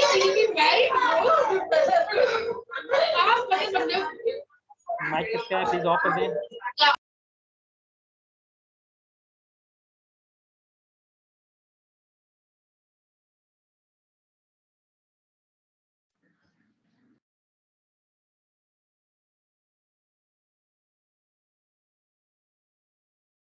हेलो, ठीक है, आवाज आ रही है? किसान उठाया, आवाज आ रही है मेरी? क्लियर है? ठीक है, ओके। क्रॉस सेक्शन स्टडी, तो इसको अभी हम डिटेल में पढ़ेंगे। हमने जाहिर बात है और रिसर्चेस डिटेल में नहीं पढ़ी क्योंकि वो हमारे मतलब की नहीं। क्रॉस सेक्शन स्टडी क्योंकि सिखानी है और आपको पूरे लेके चलना है, तो इसके एक-एक पॉइंट, एक-एक चीज़ को हम डिटेल में पढ़ेंगे अभी, ठीक है? देखिए पर क्या लिखा हुआ है, "A research design that analyzes data collected at a single point in a time to examine the relationship between the variables." ये वेरिएबल्स क्या होते हैं? अभी आप सिंपल अल्फाज में समझ लें कि वेरिएबल्स का मतलब होता है सिंपल, जिस जिस चीज़ पे हम रिसर्च करने जा रहे हैं वो वेरिएबल है, ठीक है? सिंपल अल्फाज में समझ लें बस। हाइपरटेंशन पे रिसर्च करने जा रहे हैं तो वो वेरिएबल है हमारा। अगर हम डायबिटीज़ पे रिसर्च कर रहे हैं तो वो वेरिएबल है। अगर हम ट्यूबरक्लोसिस पे कर रहे हैं तो वो वेरिएबल है, ठीक है? अगर हम कोलेस्ट्रॉल पे कर रहे हैं तो वो वेरिएबल है। ब्लड क्लॉटिंग पे कर रहे हैं तो वो वेरिएबल है। मतलब जिस चीज़ पे रिसर्च कर रहे हैं वो हमारा वेरिएबल है। तो यहाँ पर ध्यान दें क्या लिखा हुआ है, examine the relationship between variables. Cross sectional में अमूमन हम करते ये हैं कि हम निकलते हैं फील्ड में और डिफरेंट लोगों को पकड़ते हैं और उनसे कहते हैं भाई कि हमारा एक रिसर्च चल रहा है, हमें कुछ क्वेश्चंस के आंसर दो। और वो क्वेश्चनेयर इस तरह डिज़ाइन होता है कि उससे हम वो चीज़ निकलवा लेते हैं जो हमें मतलब का होता है। जैसे बताता हूँ, आप रिसर्च कर रहे हैं साइकियाट्री के किसी टॉपिक के ऊपर। जैसे एक मैं बता रहा हूँ कि बिहेवियर ऑफ मेडिकल स्टूडेंट्स। मैं ज़रा लिख दूँ या फिर समझ में आ रही बात? मैं ज़रा यहाँ पर एक टेक्स्ट वाले के लिख देता हूँ अलग से। यहाँ देखते जाएँ ज़रा, यहाँ लिख देता हूँ।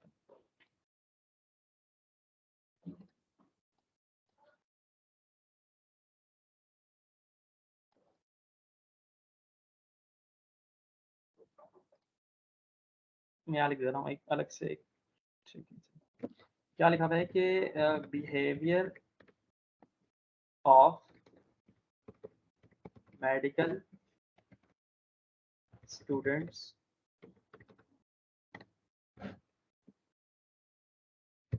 रिगार्डिंग मल्टी मीडिया लेक्चर्स, ठीक है? या टूवर्ड्स कर लें इसको, टूवर्ड्स द मल्टीमीडिया लेक्चर्स। अच्छा, बस ये एक रिसर्च टॉपिक है, ऐसी बहुत सिंपल सा टॉपिक है। इसमें क्या लिखा है कि बिहेवियर ऑफ मेडिकल स्टूडेंट। तो ये जो बिहेवियर ऑफ मेडिकल स्टूडेंट है ना, ये हमारा हो गया एक वेरिएबल, ठीक है, ये हो गया एक variable behaviour of medical student towards multimedia lectures, ये हो गया दूसरा वेरिएबल, मल्टीमीडिया लेक्चर हो गया दूसरा वेरिएबल, ठीक है। अब हमें करना क्या होगा कि हमें ये चेक करना है कि जो कराची के स्टूडेंट्स हैं, जो मेडिकल स्टूडेंट्स हैं, उनका मल्टीमीडिया लेक्चर को लेके क्या बिहेवियर है, और इस पर रिसर्च पक्का हुई भी होगी। हालांकि बहुत किसी पिटा टॉपिक है, लेकिन फिर भी मुझे पता हुई होगी। तो मैं भी, आप भी, जितने भी लोग हैं सब जानते हैं कि हम बदजन हैं इससे। टीचर्स आते हैं क्लास में, स्लाइड रीड करते हैं और चले जाते हैं, ठीक है, ऐसा ही है कुछ। मैं भी ऐसी हूँ, क्लासेस नहीं लेता। तो मैंने अपने दिमाग में एक चीज़ ऑलरेडी मेरे दिमाग में है कि नेगेटिव ही इंप्रेशन आएगा। तो दरअसल मैं यहाँ पर क्या कर रहा हूँ, देखिए यहाँ पर एक रिलेशनशिप बना रहा हूँ बिहेवियर ऑफ मेडिकल स्टूडेंट्स और मल्टीमीडिया लेक्चर्स के दरमियान। अब वो जो रिलेशनशिप है, या तो पॉजिटिव भी आ सकता है कि स्टूडेंट्स जो हैं वो क्या करेंगे, एक पॉजिटिव रिजल्ट दे देंगे, या तो नेगेटिव भी दे सकते हैं, ठीक है। तो अब मैं क्या करूँगा, एक क्वेश्चन बनाऊँगा और जाऊँगा मेडिकल स्टूडेंट्स के पास और बोलूँगा, भाई ये मेरा क्वेश्चन, इनके जवाब देना शुरू करो। क्या आपको क्लास में बैठना पसंद है? क्या आप सुबह 8:30 बजे आना पसंद करते हैं कॉलेज? क्या आपको बोरिंग लेक्चर सुनना पसंद है? क्या आपके टीचर आप क्या आपका टीचर अच्छा पढ़ाता है? क्या टीचर्स के अंदर टीचिंग कैपेबिलिटी? इस तरह के क्वेश्चंस होते हैं, ठीक है। तो आप क्या अटेंडेंस लगा के क्लास से भाग जाते हैं? या आपकी इस यूनिवर्सिटी में सख्ती है, आप क्लासेस के दरमियान में कैंटीन में जाके खाना खाते हैं, या लंच कर रहे होते हैं, या फुटबॉल खेल रहे होते हैं, क्रिकेट खेल रहे होते हैं?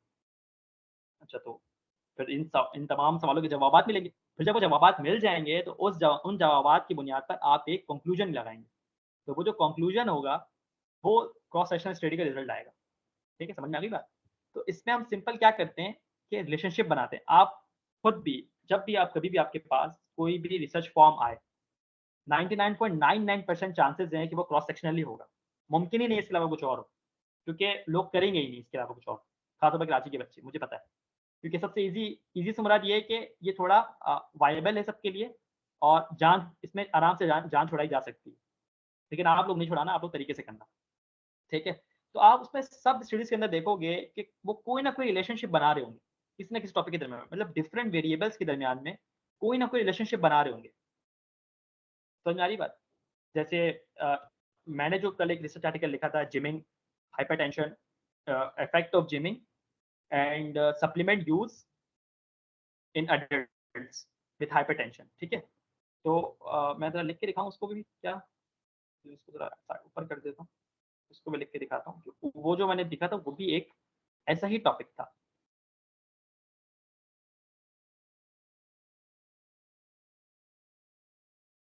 क्या था भाई? उसमें था जिमिंग, था उसमें, देखते जाएँ। सप्लीमेंट यूज़ था, सप्लीमेंट सप्लीमेंट यूज़ था, ठीक है? अच्छा, डाइट थी, और क्या था? हाइपरटेंशन, ठीक है? तो आप देखें यहाँ पर जो ये रिसर्च है, यहाँ पर भी क्या है कि ये gymming, supplement use, diet, hypertension, ये भी एक रिलेशन बताएगा हमें कि जो लोग जिम कर रहे हैं और जो सप्लीमेंट यूज़ करते हैं, तो उनके हाइपरटेंशन पे इसका क्या इफ़ेक्ट पड़ता है। तो ये रिलेशन बताएगा। तो जब हम क्वेश्चनेयर तैयार करेंगे या कोई भी क्वेश्चन बनाएँगे, तो वो हमें रिलेशनशिप बता रहे होंगे किसी भी चीज़ के बारे में। तो क्रॉस सेक्शनल स्टडी जो होती है, वो फ़ोकस करती है इस चीज़ पर, रिलेशनशिप पर, कि किसी भी चीज़ के दिमाग में रिलेशनशिप बताना पड़ता है। ठीक है? समझ में आ गई बात? इसकी मेथोडोलॉजी क्या होती है, इसको थोड़ा डिटेल में डिस्कस कर रहा हूँ क्योंकि हमें करना भी ये है, और आगे भी हम इसी को लेके चलेंगे। तो क्या है, सर्वे और data collection techniques are used to gather information on exposure and outcome variable simultaneously. Surveys किए जाते हैं और डेटा कलेक्शन की जाती है। सर्वेस का मतलब जिस तरह से सेंसस होता है ना, आपने पता होगा जब मर्दमशुमारी हो रही होती है, तो एक बंदा आपके घर आता है, आपके शनाख्ती कार्ड माँगता है, आपकी पूरी इन्फॉर्मेशन माँगता है। इस तरीके से ये सर्वे होती है। आप लोगों के पास जाते हो, उनसे कहते हो भाई कि हमें जो है अ, बता दो, करा दो, आंसर जवाब दे दो। मुझे पता है कि मेरे पास लोग आते हैं, यूनिवर्सिटी में बैठा रहता हूँ, आके तंग करना शुरू कर देते हैं कि ये लो भाई ये फॉर्म है, क्यूआर कोड स्कैन करवाते हैं, बोलते हैं ऐसे फॉर्म को भर दो। दिमाग खराब हो जाता है बिल्कुल अचानक से। तो ये सर्वे और डेटा कलेक्शन होती है, ठीक है? पर्पस क्या होता है भाई, कि describe the prevalence, distribution and association of variable, ठीक है?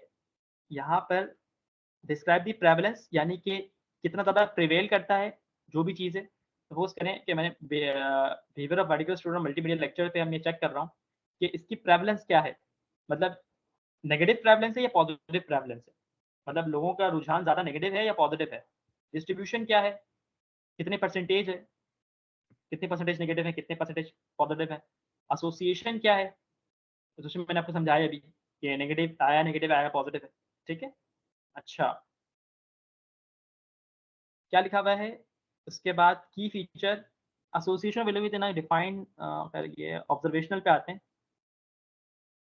डेटा कलेक्शन ये छोड़ दें, ये सब हम बाद में बात करेंगे, जो आपको सिखा रहे होंगे। वेरिएबल्स ये भी बता दिया आपको, एनालिसिस लिमिटेशंस।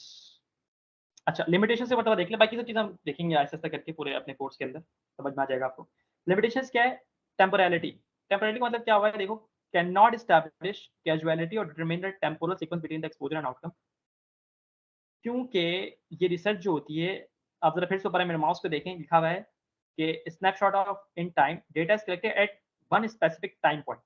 मतलब आपने जब डेटा कलेक्ट किया होगा, जब आप डेटा कलेक्ट करते हो तो वो कह सकते हैं कि परमानेंट ही होता है, वो टेम्पररी होता है। मैं फिर से एग्जांपल देता हूँ कि behaviour of medical students in medical lectures, अभी आपने डेटा कलेक्ट किया, आपका रिजल्ट आया कि मेडिकल स्टूडेंट्स का बिहेवियर जो वो नेगेटिव रहा है, वो पॉजिटिव नहीं आया। लेकिन आपने सपोज कि जून में डेटा कलेक्ट किया, वो नेगेटिव था, लेकिन जब आप जुलाई में पहुंचे, अचानक से पता चल रहा है कि लेक्चर्स की क्वालिटी अच्छी हो गई, टीचर्स अच्छे आ गए, और वो क्या हो गया, पॉजिटिव हो गया। तो इस डेटा पे आप रिलाई कर ही नहीं सकते। ठीक है, तो इसकी इतनी ज़्यादा अच्छी, तभी मैं क्या देखा, मैं लिखा टेम्पोरलिटी, कि टेम्पररी होता है, कैन नॉट एस्टैब्लिश कैजुअलिटी और determine the temporal sequence between the exposure and outcome. ये ये कह सकते हैं कि टेम्पररी है, ये परमानेंट डेटा नहीं होता, ये कभी भी चेंज हो सकता है। ठीक है, बायस। बायस का मतलब होता है जानिबदारी। जानिबदारी को समझने के लिए आपको ये कहना चाहूँगा कि पर्सनल बायस, सपोज करें मेरे पास 4 डेटा कलेक्शन वाले मौजूद थे। ठीक है, मेरे पास 4 लोग थे जो डेटा कलेक्ट कर रहे थे, मतलब उनके पास एक क्वेश्चन था, हम एक क्रॉस सेक्शनल स्टडी कर रहे थे, इसी पे ही सपोज करें कि behaviour of medical students and multimedia lectures पे हम जो है वो अपनी रिसर्च कर रहे थे, और 4 लोग थे जो इस चीज़ का डेटा कलेक्ट कर रहे थे डिफरेंट स्टूडेंट्स के पास जाके। ठीक है, उनसे वो सवालात कर रहे थे, उनका इंटरव्यू ले रहे थे, लेकिन उसमें से जो एक था ना, वो सही डेटा कलेक्ट नहीं कर रहा था। मतलब ये है कि उसके अंदर वो एबिलिटी ही नहीं थी, या फिर वो ट्रेन नहीं था। तो इसे कहते हैं कि बायसनेस आ जाती है, या जनितदारी या खराबी आ जाती है इसके अंदर, क्योंकि वेरिएबल्स को मिसक्लासिफाई कर दिया जाता है। मतलब जो डेटा कलेक्शन करने वाला था, उसे पता ही नहीं था कि मल्टीमीडिया लेक्चर्स के हवाले से किस तरह के क्वेश्चंस करने चाहिए थे, या फिर वो गलत एंट्री कर दे या गलत क्वेश्चन कर ले। तो इस तरह इसको हम कहते हैं बायसनेस, इसे हम कहते हैं पर्सनल बायस। जो मैं आपको इस रिसर्च के आने वाले जब हम टाइप्स, जब इसकी पूरी एक आपको मेथड सिखा रहे होंगे कि स्टेप बाय स्टेप किस तरह से करते हैं, तो आपको पर्सनल बायस मजीद डिफाइन करेंगे डिटेल के अंदर कि बायसनेस का मतलब क्या होता है, कि पर्सनल बायस क्या होता है, और एक एक्सपेरिमेंटल बायस भी होता है। ठीक है, वो क्या होता है, इसको किस तरह से हम ओमिट कर सकते हैं, कैसे सही कर सकते हैं, तो इंशाल्लाह आपको इस वर्षन में पूरा बताते रहेंगे। तो वेरिएबल्स को मिसक्लासिफाई कर दिया जाए, ठीक है, तो एक रिकॉल बायस भी चीज़ होती है, वो भी आपको हम इंशाल्लाह बताते जाएंगे ऐसा ऐसा करके। तो वो बायसनेस क्रिएट करता है, मतलब एक सिंपल अल्फाज में समझिए कि खराबी क्रिएट करता है। आपने जो डेटा कलेक्ट किया है, जो डेटा कलेक्ट किया वो सही डेटा कलेक्ट नहीं हुआ, उसमें गलतियाँ हैं, और जो गलतियों की वजह से आपका जो कलेक्शन आपने की है वो खराब हो गई है, और आपकी जो अब रिसर्च आर्टिकल है जो आप लिखोगे, तो वो सही आर्टिकल नहीं होगा, उसके अप्रूवल में भी मसला आएगा आगे जाके। ठीक है, तो इसको मैं मजीद आगे जाके इंशाल्लाह डिफाइन करूंगा आने वाले कोर्सेज के अंदर, कि याद रखिएगा पर्सनल बायस और रिकॉल बायस का मतलब एक मरतबा लिख लें आप कहीं पर भी, तो इंशाल्लाह आपको हम आगे जाके तरीके से बताएंगे जब चीज़ें और क्लियर हो जाएंगी। अच्छा, लेक ऑफ फॉलो अप, ये भी हम बताते हैं आपको कोहॉर्ट में। तो बस ये देख लें कि application used to study the prevalence of diseases. ठीक है, डिजीज, कौन सी डिजीज प्रिवेल करती है किसी सोसाइटी के अंदर, प्रेवलेंस ऑफ डिजीजेस का हम मालूम कर सकते हैं परसेंटेज के हवाले से। सपोज करें हाइपरटेंशन कराची के अंदर कितने फीसद पाया जाता है, 80% या 20%। बहुत सिंपल सी चीज़ है, आप सबको डेटा कलेक्ट करें और देख लें किसको हाइपरटेंशन था, किसको हाइपरटेंशन नहीं था, उससे प्रेवलेंस पता चल जाएगी। आपके मेडिकल स्टूडेंट्स के अंदर जो मेडिकल स्टूडेंट्स हैं, इनका नेगेटिव बिहेवियर भी आ सकता है मेडिकल मल्टीमीडिया के लिए, और पॉजिटिव बिहेवियर भी आ सकता है। ठीक है, तो सपोज करें 80% जो है नेगेटिव आया, 20% पॉजिटिव आया, तो ये प्रेवलेंस पता चल गई। रिस्क फैक्टर्स आप पता कर सकते हैं। रिस्क फैक्टर्स कैसे पता कर सकते हैं, सपोज करें आपने हेपेटाइटिस के पेशेंट्स को ढूंढा ठीक है, जिनको ऑलरेडी हेपेटाइटिस है, और उनसे आप पूछेंगे कि आपकी डेली हैबिट क्या है, मतलब आप अल्कोहल कंज्यूम तो नहीं करते, आप सिगरेट स्मोकिंग तो नहीं करते, फैटी डाइट तो नहीं लेते, ठीक है, इस तरह की चीज़ें। तो इससे क्या होगा कि आप रिस्क को इवैल्यूएट कर सकते हैं। और क्या हुआ कि जब आपने 10 पेशेंट्स का डेटा लिया, आपको पता चला कि इनमें तकरीबन सब में एक ही चीज़ कॉमन थी कि ये सारे अल्कोहलिक थे, ये सारे स्मोकिंग कर रहे थे। तो जब आपको सबके अंदर एक ही चीज़ मिलना शुरू हो जाएगी, तो आप ये कहेंगे कि ये रिस्क फैक्टर है हेपेटाइटिस का। खैर ये भी आपको हम इंशाल्लाह आहिस्ता-आहिस्ता करके बताएँगे। हेल्थ केयर यूटिलाइज़ेशन, इसमें ये है कि सपोज़ करें सिरिंजेस का इस्तेमाल, बगोडा बैग की चीज़ होती है उसका इस्तेमाल, ब्लड प्रेशर मशीन का इस्तेमाल, किस तरह से इस्तेमाल किया जा रहा है, कितना ज़ाया हो रहा है, कितना ज़ाया नहीं हो रहा है, ये हम पता कर सकते हैं। मतलब एक छोटे लेवल की रिसर्च होती है ये, जिसमें आप परसेंटेज मालूम कर सकते हैं। जैसे प्रेवलेंस है ना, प्रेवलेंस इज़ अ परसेंटेज, ठीक है? रिस्क फैक्टर्स, आपने एक इंटरव्यू लिया और छानबीन की कि क्या-क्या वजूहात हो सकती हैं किसी भी डिज़ीज़ के होने की, ठीक है? हेल्थ केयर यूटिलाइज़ेशन मतलब जो मेडिकल की चीज़ें हैं, जैसे कि सिरिंजेस, थर्मामीटर्स, या फिर ड्रिप सेट वगैरह, इसका इस्तेमाल कैसे हो रहा है, कैसे होना चाहिए, इसको लेके आप रिसर्च कर सकते हैं, ठीक है? पब्लिक हेल्थ बिहेवियर्स, लोगों का किसी चीज़ को लेके क्या बिहेवियर है, जैसे ये देखो, ये जो मैंने ये किया ना, ये पब्लिक हेल्थ बिहेवियर के हवाले से पब्लिक हेल्थ नहीं, पब्लिक पर्सपेक्टिव बिहेवियर है ये, कि इसमें परसेप्शन मालूम कर रहे हैं। परसेप्शन भी हम कर सकते हैं ना किसी चीज़ मतलब किसी पर्सन को लेके किसी चीज़ की नौइयत मालूम करना, उसके हवाले से उसकी राय लेना, ये भी इसमें आता है क्रॉस सेक्शनल स्टडी के अंदर, ठीक है? तो ये बातें हो गई cross sectional study, I guess मैंने समझा दिया है। कल मैं फॉर्मेट पे फिर आऊँगा तो आपको कुछ और एग्ज़ाम्पल देने की कोशिश करूँगा। आई गेस मेरा नेट सही हो गया। कोहेट स्टडी पे आ जाते हैं। कोहेट क्या होता है? फिर से एक मतलब रिव्यू कर लेते हैं ऊपर से नीचे तक, ताकि को कोई कन्फ्यूजन ना रहे। तो फिर से लेटर टू एडिटर देख लें। भाई इसमें पहले से जो मौजूद रिसर्चेज़ होती हैं उसके ऊपर क्रिटिक करना पड़ता है। उसके अंदर कोई एडवांसमेंट लानी पड़ती है। केस सीरीज़ में ये होता है, ये फिज़िशियन करता है। मतलब उसके पास कोई स्पेसिफ़िक किस्म की डिज़ीज़ आ रही है, तो उसमें वो बताता है कि भाई मेरे पास ये चीज़ें जो है इसमें चेंजिंग आई है। मतलब पहले ये कुछ और था, अब कुछ और हो रहा है। और अब जो है केस कंट्रोल स्टडी का बता दिया, एक्सपेरिमेंटल और कंट्रोल ग्रुप, ये आपको मैंने पहले समझा दिया था। केस रिपोर्ट्स स्टडीज़ के अंदर ये होता है कि कोई बिल्कुल नई डिज़ीज़ सामने आए, मतलब फिज़िशियन ऐसा जो परेशान हो जाए, तो उसपे वो कुछ लिख के उसको केस रिपोर्ट कहते हैं। रैंडमाइज़्ड कंट्रोल ट्रायल, जब हम क्या करें, क्लिनिकल ट्रायल्स को और केस कंट्रोल स्टडी को मिक्स करते हैं, मैच करते हैं, तो वो रैंडमाइज़्ड कंट्रोल ट्रायल में कन्वर्ट हो जाता है। रिव्यू क्या होता है भाई, इसमें सिर्फ समरी देनी होती है पहले से मौजूद आर्टिकल्स। और रिव्यू के फिर 2 टाइप्स हमने देखी, सिस्टमिक रिव्यू और meta analysis. It is somewhat qualitative and it is somewhat quantitative. इसमें ये क्वालिटेटिव, इसमें स्टेटमेंट्स लिए जाते हैं, और इसमें जो है मेटा एनालिसिस के अंदर ग्राफ्स, पाई चार्ट्स और टेबल्स वगैरह को समराइज़ किया जाता है। क्रॉस सेक्शनल पे भी हमने बात कर ली कि ये बात करता है किस-किस चीज़ों पर, इन पे प्रेवलेंस पे, रिस्क फैक्टर्स पे, हेल्थ केयर यूटिलाइज़ेशन पे, पब्लिक हेल्थ और बिहेवियर्स के ऊपर, तो मैंने एग्जांपल अच्छी खासी आपको दी है। देन आगे बढ़ते हैं। कोहॉर्ट स्टडीज़, कोहॉर्ट भी हम कर सकते हैं, लेकिन किसी मतलब ऐसे किसी बड़े डॉक्टर के सुपरविज़न के अंदर। मतलब कोई सर्जन है या फिजिशियन है ऑलरेडी मौजूद, तो उसके अगर सुपरविज़न में हम चले जाएँ, तो उसके अंडर हम कोहॉर्ट स्टडीज़ कर सकते हैं। और मैं आपको एक वाक़या बताता हूँ, कोहॉर्ट तो नहीं, ये पहले पढ़ते हैं फिर आपको सुनाऊँगा वो क्या हुआ था उसके अंदर। An observational study that follows a group of individuals over a period of investigation that investigate the association between the. इस स्टडी के अंदर क्या होता है कि किसी भी पेशेंट को 6 महीने तक या 7 महीने सर तक या स्लाइड उससे भी चेंज ज़्यादा करते हैं। फ़ॉलो-अप में रखा जाता है। सर स्लाइड चेंज कर दें। आई गेस मैं कोहॉर्ट के ऊपर ही हूँ। क्या सबके साथ मसला है ये वाला? सही है, सही है। कोहॉर्ट पे हूँ ना? जी, यस, सही हो, सही कोहॉर्ट हो। कोहॉर्ट पे ही हूँ। Yes, sir. ठीक है, कोहॉर्ट पे से observation that follows a group of individuals over a period of to investigate the association between the exposure. अच्छा, इसमें मैं बता रहा था कि हाँ, अगर डिफरेंट इंडिविजुअल्स, एक इंडिविजुअल है, तो उसको आप फ़ॉलो-अप पे रखते हो, उसको 5 महीने तक, 6 महीने तक या उससे भी ज़्यादा आप चेक करते रहते हो, कि सपोज़ करो उसे कोई डिज़ीज़ है, उसे कोई प्रॉब्लम है, तो उसके प्रॉब्लम या उसके डिज़ीज़ की वजह से उसके बॉडी के अंदर क्या-क्या वेरिएशंस आ रही हैं, तो उसको लगातार फ़ॉलो-अप पे रखना, बार-बार चेक करना, उसको हम बोलते हैं कोहॉर्ट स्टडी। जब आपके लिए मुश्किल होता है, क्योंकि सपोज़ करें कि आपकी क्लिनिक के अंदर एक पेशेंट है, जो कि हाइपरटेंशन या डायबिटीज़ का मरीज़ था। तो वो ऐसा पेशेंट है जो कि हर हफ्ते या हर हर 2 वीक्स बाद आपके पास आता है। तो हर 2 वीक्स के बाद आप क्या उसका ब्लड टेस्ट करवाते हो या फिर कुछ भी आरबीसी, सीबीसी या शुगर आरबीएस, एफबीएस वगैरह उसका निकलवाते हो।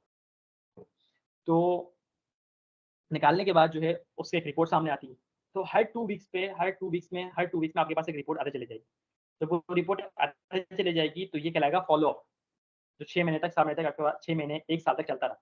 तो उस पूरे अरसे के अंदर 2-2 हफ्ते के अंदर जो वेरिएशंस आती गईं, उस पूरे वेरिएशन को आप क्या करोगे, एक पेपर के ऊपर लिख दोगे कि मैंने एक पेशेंट को 1 साल तक पूरा फ़ॉलो-अप पे रखा, नोटिस किया, उसके अंदर मुझे ये वेरिएशंस मिलती चली गईं। तो इसको हम बोलते हैं कोहेर्ट स्टडीज़। ठीक है? बहुत सिंपल सी बात है कि किसी को फ़ॉलो अप कर रखना, बार-बार उसे चेक करते रहना। तो इसमें 2 टाइप्स होती हैं, एक होती है प्रोस्पेक्टिव कोहेर्ट स्टडी। प्रोस्पेक्टिव कोहेर्ट स्टडी जो मैंने अभी समझाई बिल्कुल वही सेम टू सेम है, यानी कि फ्यूचर में लेके चलना। आपके पास आप सपोज़ करो आप एनआईसीवीडी के अंदर हो, यानी कि कार्डियो के अंदर हो, जिना कार्डियो में, और जिना कार्डियो में आपके पास एक रूम है, जिसके अंदर तमाम के तमाम पेशेंट जो हैं वो क्या कह सकते हैं कि कौन सा कोरोनरी आर्टरी डिजीज़ सपोज़ करते हैं ऐसे।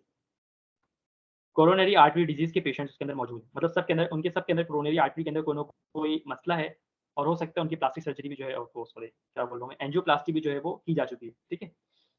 अब क्योंकि एंजियोप्लास्टी की जा चुकी है तो वो बेड रेस्ट पे होंगे हॉस्पिटल के अंदर। तो सपोज़ करो वो 1 महीने तक के बेड रेस्ट पे थे। उस रूम के अंदर तकरीबन 30 पेशेंट्स थे, और वो तमाम के तमाम क्या आते हैं 1 महीने तक के बेड रेस्ट पे थे। क्योंकि वो हॉस्पिटल में ही हैं, और बेड रेस्ट में मतलब उनके रेगुलर ब्लड सैंपल्स लिए जाएँगे, रेगुलर उनकी मॉनिटरिंग होगी। तो जब रेगुलर ब्लड सैंपल्स लिए जाएँगे और जब रेगुलर मॉनिटरिंग होगी, तो वो पूरा डेटा एक डॉक्टर के पास जो उसको पूरा सँभाल रहा होगा उसके पास आता चला जाएगा। जब उसके पास आता चला जाएगा, तो वो उसकी जो एक रिपोर्ट शायद बताएगा। तो उसको हम कहते हैं प्रोस्पेक्टिव, जो कि फ्यूचर में देखा जाता है। मतलब सपोज़ करें आपने आज से स्टडी शुरू की और अब से 1 महीने तक आप फ़ॉलो अप करते रहे, उसको हम कहते हैं प्रोस्पेक्टिव, जो कि एक फ्यूचरिस्टिक कोहॉर्ट स्टडी होती है। एक होती है रेट्रोस्पेक्टिव, जो कि फ्यूचर में नहीं बल्कि पास्ट के एक्सपीरियंसेस को लेके जो है हम जो है पास्ट के डेटे के अ, बुनियाद पर हम एक कोई भी कंक्लूजन निकालते हैं। अब इसका बिल्कुल रिवर्स आते हैं। अब मेरे पास जो है सपोज़ करें 20 पेशेंट्स आए, एक ही घर के, ठीक है? एक घर है, बहुत बड़ा-सा खानदान है, ठीक है? उनके 20 पेशेंट्स, सबको स्केबीज़ था। स्केबीज़ एक बीमारी होती है, ठीक है? तो स्केबीज़ में ख़ारिशें होती हैं पूरे जिस्म के ऊपर, ठीक है? तो स्केबीज़ के पेशेंट्स आए, स्केबीज़ के पेशेंट्स को हमने क्या किया कि हमें पता चला कि इनको स्केबीज़ 1 महीने से और पूरे घर वालों को स्केबीज़ एक साथ था। तो हमें पता ही चला कि ये जितने भी घर वाले थे, ये कोई ना कोई इलाज कर रहे थे अपने तौर पर, या किसी न किसी फिजिशियन के पास जा रहे थे। और इन 20 के पास कुछ न कुछ रिपोर्ट्स मौजूद थी, ठीक है? और मेरे पास ये कब आए? 1 महीने के बाद। और मेरे पास अब क्या है, 1 महीने का डेटा ऑलरेडी मौजूद है। मैंने कुछ नहीं किया है, मेरे पास ऑलरेडी 1 महीने का डेटा इनके मतलब 1 महीने का डेटा मेरे पास ऑलरेडी मौजूद है। अब उस 1 महीने के डेटे के बुनियाद पर अब मैं जो है एक कंक्लूजन निकालूँगा, और जब मैं कंक्लूजन निकालूँगा, तो वो कहलाती है रेट्रोस्पेक्टिव कोहोर्ट स्टडी, जो कि बाकदरे आसान है, क्योंकि आपके पास ऑलरेडी डेटा मौजूद है, आपको कोई भी ऑब्जर्वेशन की ज़रूरत नहीं पड़ रही। जबकि जो प्रोस्पेक्टिव कोहोर्ट स्टडी होती है, मुश्किल होती है, इसमें पेशेंट को फ़ॉलो अप पे रखना पड़ता है। जबकि रेट्रोस्पेक्टिव पे कुछ नहीं, बस आपको डेटा चाहिए, पेशेंट को बोले अपनी आप फ़ाइल दे दें, उसकी फ़ाइल लें, उसकी पूरी हिस्ट्री उस फ़ाइल में मौजूद होगी। उस पूरी हिस्ट्री को निकालें और उसको अपने रिकॉर्ड में ले लें। देखिए यहाँ जैसे लिखा हुआ है कोहोर्ट में, collects data on exposure and outcome retrospectively, यानी कि पास्ट में using existing records of database, जो पहले से मौजूद हैं, उनको यूज़ किया जाता है। जबकि यहाँ पर देखिए begins with the identification of a group, के शुरू ही होता है जब आपने किसी ग्रुप को आइडेंटिफाई किया without outcome of interest and follows them, फिर उनको फॉलो करते हैं over time to observe the development of the outcome, ठीक है? मतलब उनको वो एक अच्छे खासे अरसे तक फॉलो करते हैं। एक बड़ी मज़े की बात आपको बताता हूँ, आप तो हैरान हो जाओगे। सैन फ्रांसिस्को, जो अमेरिका का आई गेस स्टेट है, तो सैन फ्रांसिस्को के अंदर एक स्टडी चल रही है, जिसे हम कहते हैं फर्मिंगम हार्ट स्टडी।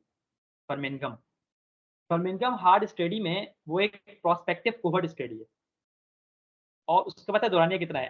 3 नस्लों का दौरानिया है। वो तकरीबन जो है 1940 या 45 में शुरू हुई थी, फर्मिंगम कोहोर्ट स्टडी, जो आज तक चली ही रही है। ये बहुत अजीब, वो तो अमेरिका वाले कर रहे हैं। तो उन्होंने 3 नस्लों पे स्टडी की हुई है। मतलब एक पहली नस्ल, अच्छा उनके अंदर मसला क्या है अच्छा उनमें कुल मिला के 22 खानदान है, 22 या 23 खानदान है। वो 22 या 23 खानदानों के ऊपर नस्ल दर नस्ल वो उनसे डेटा लेते रहते हैं।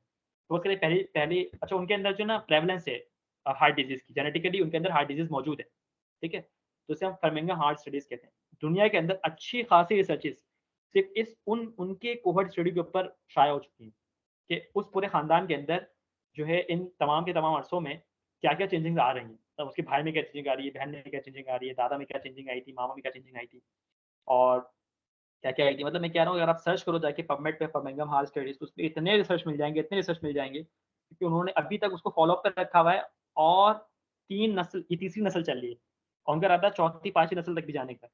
तो फर्मिंघम हार्ट स्टडी सैन फ्रांसिस्को के अंदर जो है वो की जा रही है, अभी भी जारी है वो और उससे वो लगातार डेटा लेते रहते हैं। वो एक प्रोस्पेक्टिव कोहॉर्ट स्टडी है।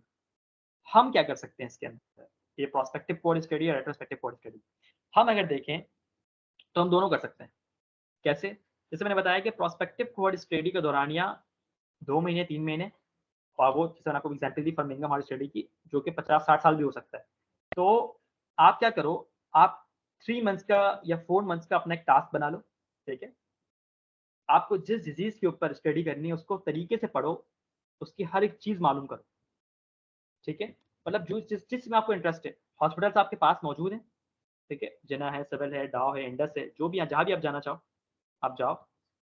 ऐसे वो अच्छा हॉस्पिटल्स वालों के पास जो लैब्स वाले होते हैं, जो लैब्स वाले इदारे होते हैं, उनके पास अमूमन जो है हिस्ट्री मौजूद होती है रिपोर्टिंग्स की। अगर कोई पेशेंट सपोज़ करें 1 साल के अंदर 5, 6, 7, 8 मरतबा आ चुका है, तो उसकी पूरी हिस्ट्री लैब वालों के पास मौजूद होती है। ये ज़्यादा आसान आपको बताऊँ कहाँ होगा, ये आपके ऑन्कोलॉजी वार्ड, कैंसर वार्ड में ज़्यादा आसानी होगी। डायबिटिक वार्ड में ज़्यादा ये क्रोनिक डिज़ीज़ है। जो क्रोनिक डिज़ीज़ होती है ना, मतलब जिनका कोई हल नहीं है, वो उससे क्या होता है कि पेशेंट बार-बार आता है और बार-बार मेडिसिन लेता है और चला जाता है। ऑर्थोपेडिक्स, यहाँ आप जा सकते हो। ऑन्कोलॉजी डिपार्टमेंट, वहाँ जा सकते हो, यानी कि कैंसर वार्ड के अंदर। फिर आपके पास डायबिटिक वार्ड, यहाँ जा सकते हो। इन्फेक्शियस डिज़ीज़ का वार्ड में जा सकते हो, ठीक है। डर्मेटोलॉजी के वार्ड में जा सकते हो, वहाँ पर कुछ ऐसे डिज़ीज़ जैसे मैंने अभी सोरियासिस एक डिज़ीज़ का कोई इलाज नहीं है अब तक, तो उसके पेशेंट फ़ॉलो अप में होते हैं, वो आ रहे होते हैं। तो उनके अगर आपको हिस्ट्री कहीं से मिल जाए, आप जो है ना वार्ड में जाओ और पेशेंट्स को ढूँढो, पकड़ो उनको। मुमकिन है तो उनकी पूरी एक फ़ाइल बनी हुई होगी। वो फ़ाइल लो और काम शुरू कर दो। आपको रेट्रोस्पेक्टिव कोहॉर्ट स्टडी आराम से हो जाएगी। प्रोस्पेक्टिव करना थोड़ा मुश्किल रहेगा क्योंकि इसमें ये है कि पेशेंट के भागने का खतरा होता है। जैसे मैंने बताया कि प्रोस्पेक्टिव में क्या होता है कि एक पेशेंट को आपने शुरू किया और आपको अभी उसको 8 महीने आगे लेके चलना है। अब वो सपोज़ करें एक बार आया आज, उसने मेडिसिन दी, वो घर चला गया। अब घर जाने के बाद क्या हुआ, दूसरे महीने वो आया ही नहीं। अब ये कॉमन है हमारे माशरे के अंदर, वो आएगा नहीं। तीसरे महीने फिर आया, फिर 2 महीने गायब, फिर नहीं आया। तो जब वो बीमार होगा तभी आएगा, अदरवाइज़ वो नहीं आएगा। तो इसलिए प्रोस्पेक्टिव कोहॉर्ट स्टडी थोड़ी मुश्किल होती है। तो रेट्रोस्पेक्टिव आप कर सकते हो, क्योंकि इसमें ऑलरेडी डेटा मौजूद होता है, को प्रोस्पेक्टिव में थोड़े से मसले आएँगे। ठीक है? अच्छा, अब देखिए लिमिटेशंस चेक करें।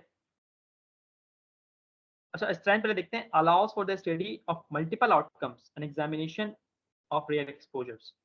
देखिए मल्टीपल आउटकम्स देख रहे हैं, तो इस स्टडी की बुनियाद पर आपको बेतहाशा अलग-अलग वेरिएबल्स मिल जाएँगे, अलग-अलग चीज़ें मिल जाएँगी। जैसे हमने आपको फर्मिंघम का बताया, वो स्टडी एक ही है, वो कोहॉर्ट स्टडी एक ही है, लेकिन उसमें सैकड़ों पेपर्स लिख चुके हैं वो एक ही स्टडी के ऊपर। तो मल्टीपल आउटकम्स की बुनियाद पर देखा हमने और बगैर उन पेपर्स की बुनियाद पर इलाज हो रहे हैं दुनिया के अंदर आज। टाइम कंज्यूमिंग, बहुत ज़्यादा टाइम लगता है। कॉस्टली, जो प्रोस्पेक्टिव वाला है उसमें पैसे लगते हैं क्योंकि पेशेंट्स को कभी लालच भी देनी पड़ती है, इक्विपमेंट्स खरीदने पड़ते हैं और भी बहुत सारी चीज़ें इस तरह की, ठीक है? फिर ये देखिए क्या लिखा हुआ है, subject to lose to follow up. Subject आपका जो क्या कर सकता है कि फॉलो अप जो लूज़ कर जाए, आना ही छोड़ दे, ठीक है? लॉस हो जाए, आपको नहीं आए, ठीक है? सिलेक्शन बायस, बायस आपको ऐसे बताया, कोई मैं बताऊँगा अभी इंशाल्लाह, अभी आपको थोड़ा बहुत समझने में प्रॉब्लम हो तो आने वाले दौरों के अंदर बायस को पूरा एक हम लेक्चर रखेंगे आपका ना अलग से। अच्छा देखिए यहाँ पर लिखा हुआ है एग्जांपल्स में कि long term studies tracking the health effects of smoking. बहुत लॉन्ग टर्म स्टडी चल रही है, इसमें क्या देख रहे हैं हम, स्मोकिंग के हेल्थ इफेक्ट देखिए, जो लोग स्मोकिंग करते हैं उनके हेल्थ इफेक्ट्स में क्या असर हो रहा है, एक्सरसाइज में क्या असर हो रहा है, मेडिकेशन यूज में क्या असर हो रहा है, ठीक है? तो इसमें हम कोहॉर्ट स्टडी करते हैं। आई गेस मैं अपनी बात पहुँचाने में कामयाब हो गया हूँ। आगे बढ़ते हैं। ये बहुत ज़्यादा इंपॉर्टेंट, ये मैंने पिरामिड यहाँ पर बनाया है, तो इसको तो स्क्रीनशॉट लाज़मी ले लो भाई आप लोग, ताकि आपके ज़हन में एक बात बैठ जाए कि किस पे ज़्यादा फ़ोकस करना है। अब ज़रा देखो पिरामिड को, मैंने पिरामिड के बिल्कुल आपको अगर क्लियर है बिल्कुल बॉटम पे लिखा हुआ है editorial experts opinion, sorry letter to editor था, ये थोड़ा सा आगे पीछे हो गया, ठीक है। एक्सपर्ट ओपिनियन और लेटर टू एडिटर, ये क्रिटिक, ये बात तीनों चीज़ें बात एक ही है। Letter to editor, letter to editor जो होता है ये सबसे बॉटम पे होता है, इसकी सबसे कम वर्थ होती है। जैसे देखें यहाँ पे लिखा हुआ है कि क्वालिटी ऑफ एविडेंस लोअर, इसकी एविडेंस जो है ना लो, क्योंकि एक बंदा कर रहा है। लेटर टू एडिटर में जैसे बताया कि आपने खुद पढ़ा और खुद ओपिनियन दे दिया, तो एविडेंस का जो क्वालिटी है ना वो बहुत लोअर है, ठीक है। रिस्क ऑफ बायसनेस यानी कि जानिबदारी, जानिबदारी आपकी तरफ से जो आपकी जानिबदारी है बहुत ज़्यादा है, क्योंकि आपका अपना ओपिनियन है, ये पूरे माशरे को डिफरेंट साइंटिस्ट का ओपिनियन नहीं, आपका अकेला ओपिनियन है, तो इतनी ज़्यादा इस पर रिलाई नहीं करते, ठीक है। फिर ये आपके पास केस रिपोर्ट और केस स्टडीज, केस रिपोर्ट और केस सीरीज आपको नहीं समझाया, ये दूसरे नंबर पर आता है। तो जैसे जैसे क्रॉस सेक्शनल, थोड़ा ऊपर इनसे ऊपर है क्रॉस सेक्शनल जो कि हम पढ़ने जा रहे हैं, तो क्वालिटी ऑफ एविडेंस का बेहतर होता है इनके मुकाबले में, क्योंकि जाहिर सी बात है आप एक डेटा, बड़ा डेटा कलेक्ट करते हो, 400-500 लोगों का जो डेटा कलेक्ट करते हो। अच्छा, रिस्क ऑफ बायसेस थोड़ा ऊपर, जैसे जैसे ऊपर जाते जाओगे आप, रिस्क ऑफ बायसेस यानी जानकारी कम होती जाएगी और एविडेंस की क्वालिटी भी अच्छी हो जाएगी। केस कंट्रोल जो हमने पढ़ा, कोहर्ट स्टडी जो भी फर्मिंगम कोहर्ट स्टडी आपको बताई मैंने, तो उसके बाद देखें ज़्यादा होता है, टॉप पे है ये। रेंडमाइज कंट्रोल ट्रायल्स मैंने बताया आपको, control clinical case control study का जो है ये कॉम्बिनेशन होता है। अब जो सबसे टॉप पे है, मतलब जो सबसे ज़्यादा भारी रिसर्च है, वो है क्या, systemic reviews and meta analysis of RCT. RCT का मतलब है रैंडमाइज कंट्रोल ट्रायल। अगर आप कोई रैंडमाइज कंट्रोल ट्रायल ऑलरेडी हुई भी है, पेपर पब्लिश होंगे, आपने कुछ नहीं करना है, आपने डिफरेंट रैंडमाइज कंट्रोल ट्रायल लेने हैं, उसके सिस्टमिक रिव्यूज और मेटा एनालिसिस बना देने हैं। ये सबसे भारी रिसर्च होती है, यानी कि बताने का मकसद ये है कि जो पिरामिड देख रहे हैं फ्रॉम बॉटम टू टॉप, ये आपके सीवी पे इम्पैक्ट डालेंगे। यानी कि अगर आपने कोई क्रॉस सेक्शनल स्टडी की हुई है तो वो इस नंबर पर आएगा, 5 चौथे नंबर पर। अगर आपने लेटर टू एडिटर लिखा हुआ है तो सबसे लोएस्ट आता है, कि इतनी ज़्यादा डिमांड नहीं होती, ठीक है। केस रिपोर्ट, केस सीरीज की भी डिमांड नहीं होती, क्रॉस सेक्शनल की डिमांड ज़्यादा है, केस कंट्रोल स्टडी की उससे ज़्यादा डिमांड है, कोहर्ट की उससे ज़्यादा डिमांड है, रैंडमाइज कंट्रोल ट्रायल की उससे ज़्यादा डिमांड है। और जिसने सिस्टमिक रिव्यू मेटा एनालिसिस करी तो उसकी तो फिर वाही बात, मतलब जिन लोगों ने ये किया हुआ होता है उनकी सीवी पे बहुत ज़्यादा भारी इम्पैक्ट पड़ता है। वो क्या समझते हैं कि ये लोग ज़हीन लोग, मतलब इन्होंने मेहनत की है और रिसर्च वर्क में एक्टिव है। और मजे की बात ये है कि as a undergraduate student हम ये सबसे टॉप जो कैटेगरी है ना, systemic reviews and meta analysis, ये हम कर सकते हैं। मजे की बात ये है, इनमें से हम रैंडमाइज कंट्रोल ट्रायल हम नहीं कर सकते, कोर स्टडी रेट्रोस्पेक्टिव तो कर सकते हैं, प्रोस्पेक्टिव होने मुश्किल है, केस कंट्रोल स्टडी हम नहीं कर सकते, प्रोफेशनल हम कर सकते हैं। केस केस केस रिपोर्ट्स क्योंकि हम अभी फिजिशियन तो नहीं कर सकते, केस सीरीज हम कर सकते हैं, एडिटोरियल हम कर सकते हैं। मजे की बात ये है कि हम ये कर सकते हैं systemic reviews and meta analysis, लेकिन ये एक मुश्किल रिसर्च है, टाइम टेकिंग है, 8-9 महीने भी लग जाते हैं इसको करने में, अगर लग के काम करें तो बहुत ही कम लोग शाये कर पाते हैं। हमारी यूनिवर्सिटी से 1-2 बच्चे हैं जिन्होंने शाये कर भी दिया, लेकिन हम नहीं कर सके। तो शायद जो हम रियलिटी बताएं, हम नहीं कर सकें। चलो नेक्स्ट ईयर में जब आपसे मिलेंगे, अगर आप लोग हमारे साथ रहो तो हम शायद उसका शाया होगा ठीक है। तो सिस्टमिक रिव्यूज और मेटा एनालिसिस हम कर सकते हैं, और आने वाले वक्तों के अंदर जैसे आरकॉप या टॉरस है, वो लोग ये करवाते भी हैं लगातार। ये वो 15-15 सौ रुपये फीस लेते हैं, 2-2 दिन की, 3 दिन की, उसकी डिमांड है। तभी मैं कह रहा था कि सिस्टमिक रिव्यू मेटा एनालिसिस की डिमांड है। आप लोग पहले क्रॉस सेक्शनल करो, लेटर टू एडिटर लिखो, लिखने के बाद 1-2 साल के बाद जैसे आप इसमें एक्सपर्ट हो जाओ, फौरन इस पे टच करना, और उसके बाद इसको करने की कोशिश करना। कि ये करोगे तो ये तो बहुत, मतलब आप जब जाओगे किसी हॉस्पिटल में अपनी सीवी दिखाओगे, दिखाने के बाद जब आपको आपकी वो सीवी में सिर्फ ये देख लेगा कि आपने मेटा एनालिसिस की हुई है, तो बस वो ऐसे ही आपसे इंप्रेस हो जाएगा, क्योंकि इसकी डिमांड इतनी ज़्यादा होती है। क्योंकि हर किसी के पास की बात नहीं से कर लेना, तो इसकी फीस भी बहुत ज़्यादा है और चीज़ें भी, ठीक है। तो आई गेस तो हमने चीज़ें कर ली हैं, एक मतलब रिवाइज करते हैं, फिर आपको पबमेड की तरफ लेके जाता हूँ, कुछ चीज़ें वहाँ से बता देता हूँ। देन जो है आपको असाइनमेंट देंगे और आज का सेशन हम खत्म करेंगे। तो हम यहाँ से शुरू थे, ठीक है, टाइप्स ऑफ रिसर्च पे। क्लिनिकल ट्रायल्स आपको मैंने बताया था कि इसमें मेडिसिन होते हैं, इसे हम एरर और ट्रायल लर्निंग कहते हैं। इसको हम मतलब ट्राई करते हैं, फेजेस होते हैं, फेज 1, फेज 2, फेज 3, फेज 4 वगैरह। ऑब्जर्वेशनल स्टडीज़ की टाइप्स होती हैं, कोहर्ट को, case control study, cross sectional study आपको हमने पढ़ाया अभी किस तरह की होती हैं, ठीक है। एपिडेमियोलॉजिकल स्टडी की वो हमने आपको हायरार्की दिखाई पूरी, ठीक है। अच्छा, जेनेटिक रिसर्च थोड़े हमारे मतलब का नहीं है, पढ़ लेना, लेकिन ऐसा कोई फ़ायदा नहीं है पढ़ने का। ट्रांसलेशन में पढ़ने का कोई फ़ायदा नहीं है, हमारे मतलब का नहीं है। प्री क्लिनिकल रिसर्च हमारे मतलब का नहीं है। यहाँ से हम शुरू करते हैं लेटर टू एडिटर। जैसे मैंने बताया कि पहले से जो रिसर्च आर्टिकल पब्लिश है उनके ऊपर अपना ओपिनियन देना। केस सीरीज़ एक डॉक्टर का काम होता है, हम भी कर सकते हैं, ठीक है। केस कंट्रोल स्टडीज में एक्सपेरिमेंटल और कंट्रोल ग्रुप बनाया जाता है। केस रिपोर्ट कोई नई डिजीज सामने आए तो उस पर लिख देना। रैंडमाइज कंट्रोल ट्रायल, जब क्लिनिकल ट्रायल और कंट्रोल स्टडी को केस कंट्रोल को मिला दिया जाता है, रैंडमाइज कंट्रोल ट्रायल बनता है। रिव्यू, रिव्यू का मतलब ये होता है कि समराइज कर देना पहले से मौजूद आर्टिकल्स को। अच्छा, एक चीज याद रखना कि ये जो मैं आपको एक बात बताऊं, शायद आपको कंफ्यूज ना हो जाओ, मैं पिरामिड की तरफ जाता हूँ। ये पिरामिड देख लो, यहाँ पर क्या लिखा हुआ है, systemic reviews and meta analysis of RCT, randomize control trial. तो याद रखना बेटा कि सिस्टमिक रिव्यू और मेटा एनालिसिस सिर्फ आरसीटी का नहीं, कोहेड का भी किया जा सकता है, केस कंट्रोल का भी किया जा सकता है, क्रॉस सेक्शनल का भी किया जा सकता है, इसका भी किया जा सकता है, इसका भी किया जा सकता है, इसका भी किया जा सकता है। क्योंकि रिव्यू का मतलब होता है समरी बनाना, तो इसमें जितनी भी कैटेगरी है ना, इन सब के ऊपर रिव्यूज लिखे जा सकते हैं, मतलब इन सब के ऊपर समरीज बनाई जा सकती है। लेकिन सबसे टॉप लेवल पे क्या होता है, रैंडमाइज कंट्रोल ट्रायल। ठीक है, ये दरअसल बात। तो क्रॉस सेक्शन स्टडी आपको समझा दी गई है, सिस्टमिक रिव्यू बता दी आपको, क्रॉस स्टडी भी समझा दी है, ठीक है। कोहेड भी आपको प्रोस्पेक्टिव और रेट्रोस्पेक्टिव पे अच्छा खासा समझा दिया है। सो फॉर नाउ आते हैं फाइनली पबमेड के ऊपर, और जल्दी से आपको जो है कुछ बताने की कोशिश करता हूँ। सर जी, ये सिस्टमिक एंड मेटा एनालिसिस दोबारा बता देंगे? बिल्कुल बता दूंगा, मैं आता हूँ वापस। Systemic review and meta analysis कहाँ चले गए?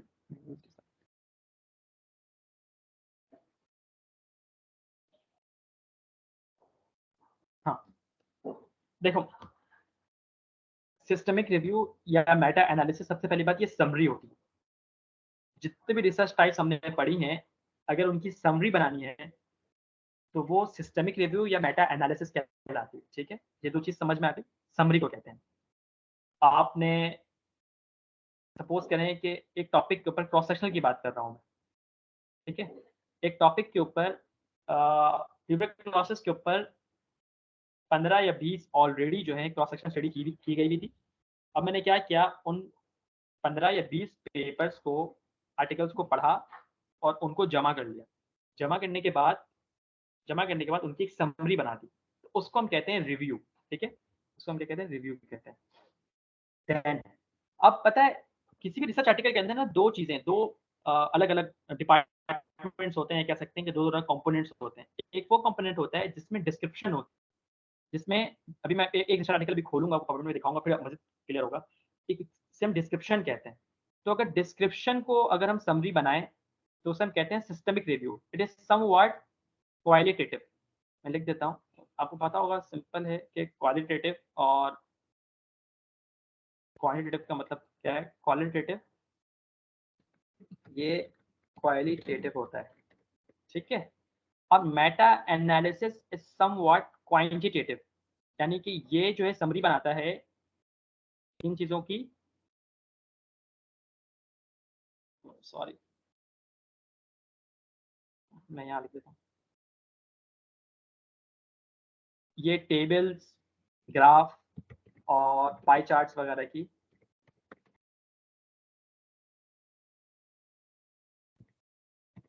जैसे बता रहा हूँ, टेबल्स हो गए, ग्राफ हो गए, पाई चार्ट्स हो गए, इन सब की अगर समरी बनाई जाए तो वो मेटा एनालिसिस है। मतलब सिंपली ये समझिए, बट क्वालिटेटिव जिसके अंदर हम डिस्क्रिप्शन की समरी करते हैं डिफरेंट रिसर्च आर्टिकल्स की, और मेटा एनालिसिस के अंदर हम समवट टेबल्स, ग्राफ और पाई चार्ट से करते हैं। मैं अभी पबमेड पे जाता हूँ, आपको मजीद समझाने की कोशिश करता हूँ। पबमेड पे मैं आया, ठीक है, मैं वापस जा रहा हूँ।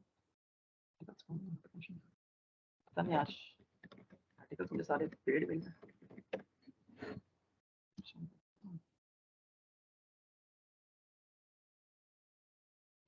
ठीक है, मैंने एक आर्टिकल खोला, देखो ये मैंने एक आर्टिकल खोला है, हाइपरट्रॉफिक कार्डियोमायोपैथी। थर्ड ईयर के स्टूडेंट्स को पता होगा क्या होता है, ठीक है। हाइपरट्रॉफी का मतलब होता है कि सेल्स का अपनी जगह में मतलब ग्रोथ का ज़्यादा हो जाना, ठीक है। और कार्डियोमायोपैथी का मतलब ये होता है, cardio myo means muscle, pathy means pathology, cardiac muscle pathology. तो कार्डियक चूंकि मसल्स जो होते हैं उनमें हाइपरट्रॉफी हो जाती है, उनके मसल्स का साइज बढ़ जाता है, ठीक है।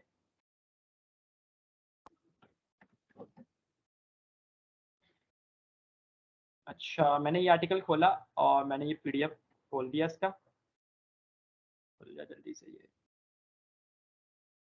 मैं आपको समझाता हूँ।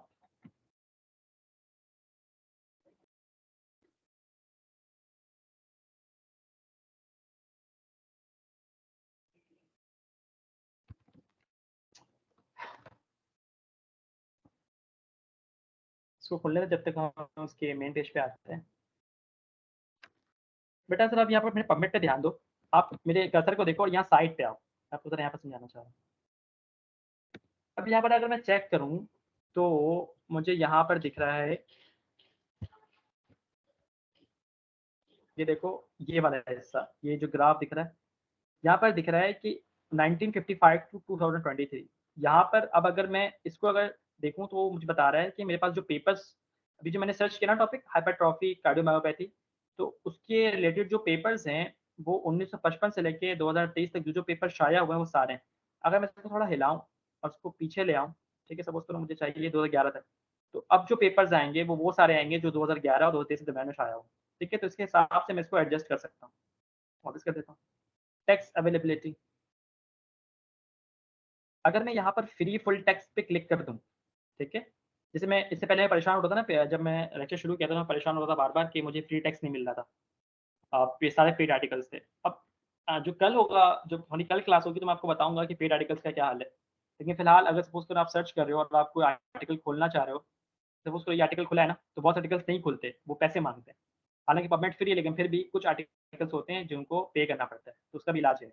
तो अगर आप यहाँ पर सिर्फ फ्री फुल टेक्स्ट पे क्लिक कर दोगे तो अब पबमेट वो रिजल्ट शो करेगा जो कि सिर्फ फ्री है।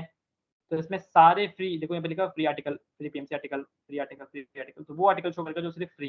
ठीक है, आर्टिकल टाइप पे कराओगे तो books and documents. Books and documents का मतलब ये होता है कि किसी भी टॉपिक के बारे में मुकम्मल एक रिसाला पब्लिश कर देना।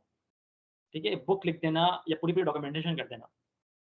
तो मतलब ये हुआ होगा कि उसने डिफरेंट रिसर्चेस जमा करी होंगी और उसके ऊपर पूरी एक बुक लिख दी होगी डिफरेंट रेफरेंसिंग करते हुए, तो वो बुक्स और आर्टिकल्स हैं।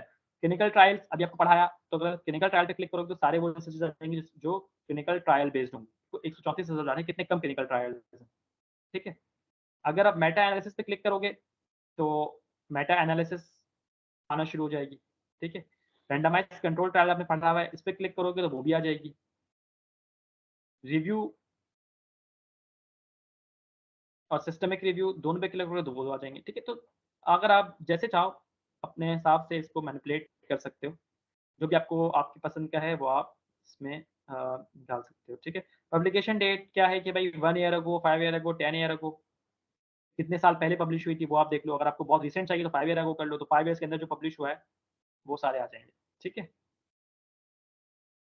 अच्छा पबमेट में एक मसला होता है, सपोज करो आपने कोई रिसर्च आर्टिकल सर्च किया और आपने ये सारी चीज़ें यहाँ पर छेड़छाड़ कर दी, तो अब ये ठीक नहीं होंगी जब तक आप इसको क्लियर ऑल ना कर दो। या तो यहाँ से क्लियर ऑल कर दो या तो फिर नीचे जाके रिसेट ऑल फिल्टर्स कर दो, इससे लाजमी कर लिया करो। ठीक है, इसे करने के बाद क्या होता है कि सब कुछ रिसेट हो जाता है और फिर आप मर्जी से नई सर्चिंग कर सकते हो। ठीक है, अब मैं आता हूँ वापस अपने इस आर्टिकल के ऊपर। आई गेस सो बिल्कुल सही आर्टिकल खोल लिया मैंने।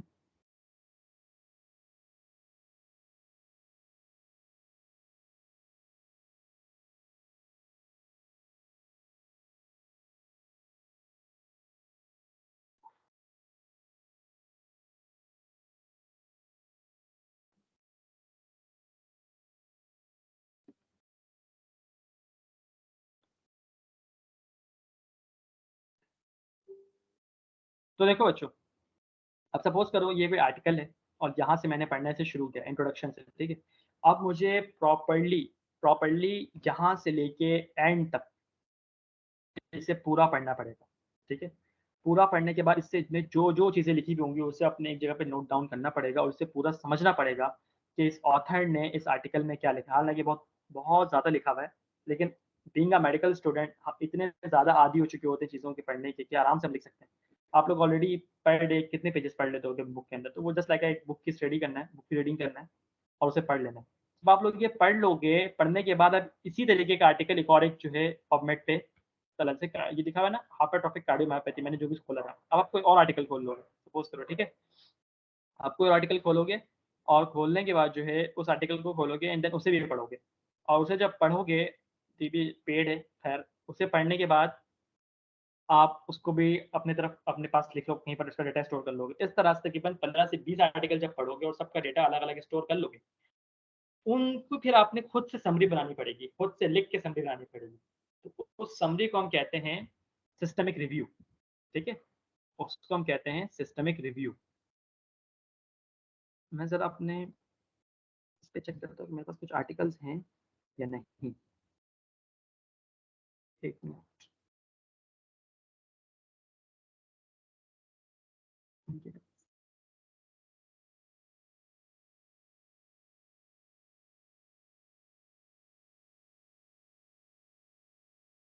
हाँ, सही खुल गया। ये सही हो गया ना? हाँ, अब देखो करके। ये एक रिसर्च आर्टिकल है हमारे पास ऑलरेडी। अब देखो यहाँ से इंट्रोडक्शन शुरू हुआ, ये चल रहा है study setting, study design, diagnosis and so on so fourth. ये हमारे पास एक टेबल आया हुआ है, ये एक टेबल आया हुआ है, ठीक है? ये एक टेबल है, आप देख रहे हो, ये टेबल है, ये पूरी टेबल आएगी, ठीक है? ये टेबल आएगी। तो ये टेबल आपने पढ़ी, आपने पूरा इसको सही से एनालाइज़ किया, एनालाइज़ करने के बाद आपने क्या किया, एक दूसरा रिसर्च आर्टिकल खोल लिया, ठीक है? उसी टॉपिक पे। जब दूसरा खोला, दूसरा खोलने के बाद उसमें भी सर्टेन टेबल्स आना, ये देखो ये टेबल्स आई, ये टेबल्स आई, ये टेबल, डिफरेंट टेबल्स आना शुरू हुई।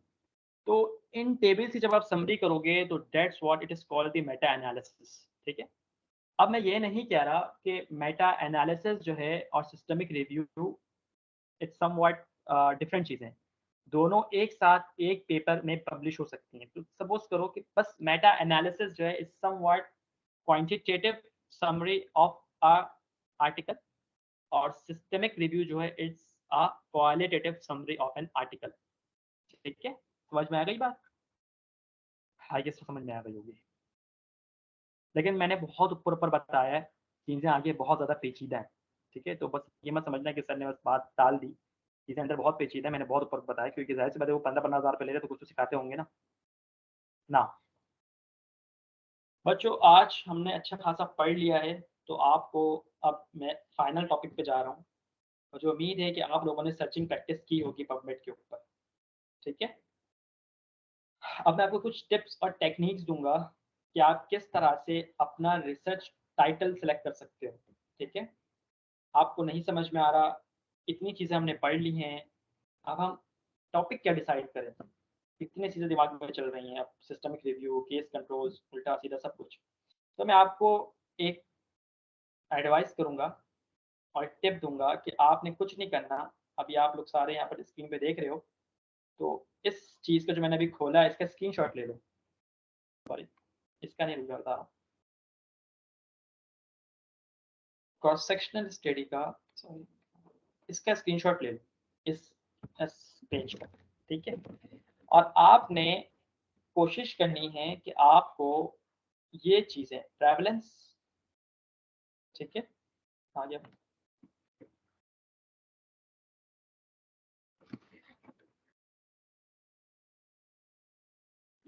प्रेवलेंस पे, रिस्क फैक्टर्स पे, हेल्थ केयर पे, बस इसको छोड़ दो। इन 3 चीज़ों पे आपने जो है फिलहाल टॉपिक डिसाइड करना है। अब कैसे डिसाइड करना है? सिंपल, कोई मसला नहीं, आप अभी आप सामने मेरे बैठे हुए हो, ठीक है? आपने सबने फिजियोलॉजी तो पढ़ी हुई है ना? सही है, first year, second year, third year, fourth year जो भी हम मौजूद हैं, सबने फिजियोलॉजी ही पढ़ी हुई है। लॉ वाले होंगे तो उन्होंने पैथोलॉजी ही पढ़ी होगी थोड़ी बहुत। तो आप यहाँ बैठो और आप सोचना शुरू करो कि भाई अब मैं क्या करूँ? मुश्किल हो रही है।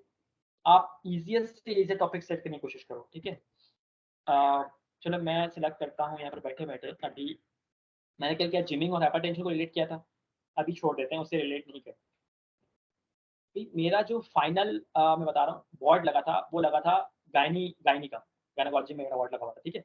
अब वहाँ पर मैंने क्या-क्या देखा था, मैंने वहाँ पीसीओएस एक डिसीज़ होती है वो देखा था, एंडोमेट्रियोसिस देखा था, एडिनोमायोसिस देखा था, ठीक है? और हेवी मेंस्ट्रुअल ब्लीडिंग देखी थी, ये सब चीज़ें देखी थी। मैंने कॉन्ट्रासेप्शन भी पढ़ी थी। अच्छा, तो मेरे ज़हन में ये चीज़ें आ Abortions. गई। जी, हेलो? किसी का कोई सवाल है? किसी का कोई सवाल है? Sir, also the prevalence of abortions. हाँ, बिल्कुल आप कर सकती हो, बिल्कुल, अच्छा टॉपिक है।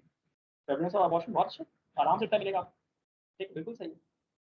वही मैं कहना चाह रहा हूँ कि रिसर्च जब आप करने बैठते हो तो बस आप जो है ना अपने मेडिसिन की कैटेगरीज डिसाइड करना शुरू करो। जैसे कोई बीडीएस क्या है, तो वो ऑर्थोडोंटिक्स के अंदर कुछ डिसाइड कर ले।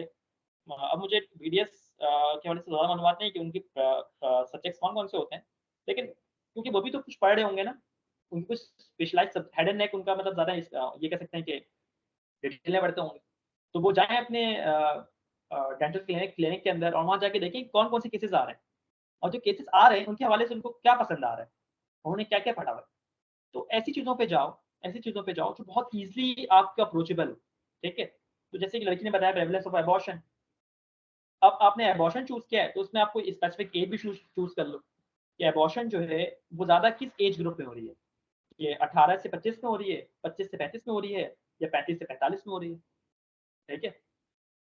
आप जितना ज़्यादा डाइवर्सिफ़ाइड करोगे उतना ज़्यादा डाइवर्सिफ़ाइड हो जाएगा, ठीक है? या फिर अबॉर्शंस किसमें ज़्यादा होती है?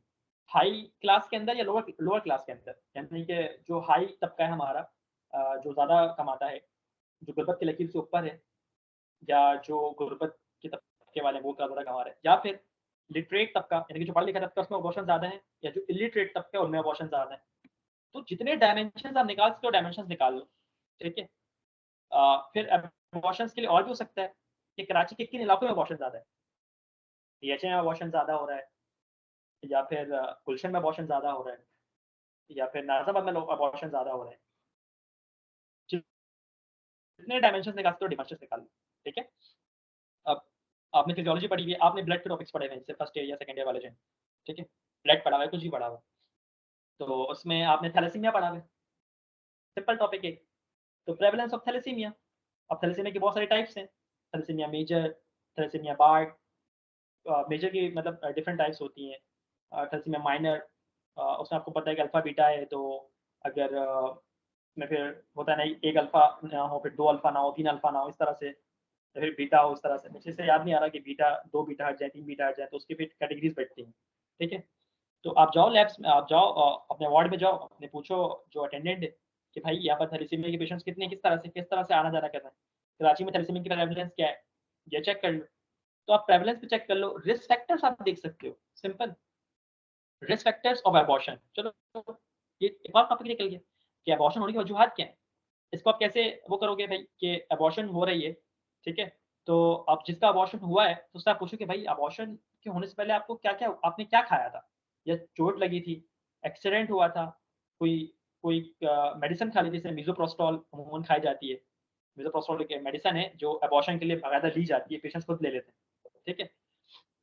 ये बातें हो गई। जो आप सोच सकते हो, आपने कुछ भी सोचा, आप पबमेड पे आओ, लिखो, आर्टिकल सामने आ जाएँगे। जब आर्टिकल सामने आए, उससे आइडियाज़ लो। आइडियाज़ लेने के बाद उस आर्टिकल को पढ़ो नहीं फिलहाल, सिर्फ़ उसकी क्या देखो, सिर्फ़ टाइटल देखो। टाइटल देखो, उसको थोड़ा बहुत चेंज करो, अपने हिसाब से उसको मैनेज कर लो, सिंपल। बस ये है सिंपल सा सर्चिंग मैंने सिखाई भी ना पिछले मतलब आपको कि एंड और नॉट का इस्तेमाल कैसे करना है, कोट्स कैसे लगाने हैं, ठीक है?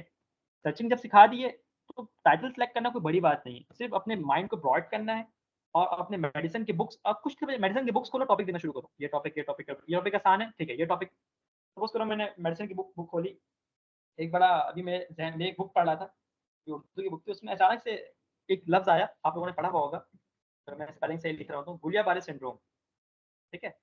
अभी मैं एक किताब पढ़ रहा था, तो एक बंदे को अख़वत का सफ़र, एक बड़ी अच्छी किताब है, तो डॉक्टर अहमद साकिब इसके जो हैं वो बानी हैं। तो उन्होंने एक कहानी लिखी हुई है अपने दोस्त के बारे में, उसे गुलियाबारे सिंड्रोम हो गया, वो टेक्सास में रहता था, अमेरिका में।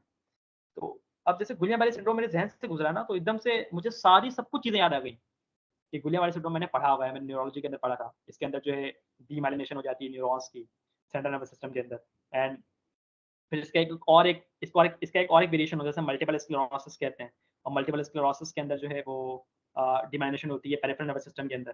तो आई गेस मैं सही बोल रहा हूँ। हाँ, ठीक है, मैं सही बोल रहा हूँ। तो जो भी चीज़ आप सोचो, आप मेडिकल स्टूडेंट हो, आप सुपीरियर हो, सुप्रीम हो, आप बहुत सोच सकते हो, आपने पढ़ा हुआ है इतना। सोचो, इम्प्लीमेंट करो और टाइटल डिसाइड कर लो, ठीक है?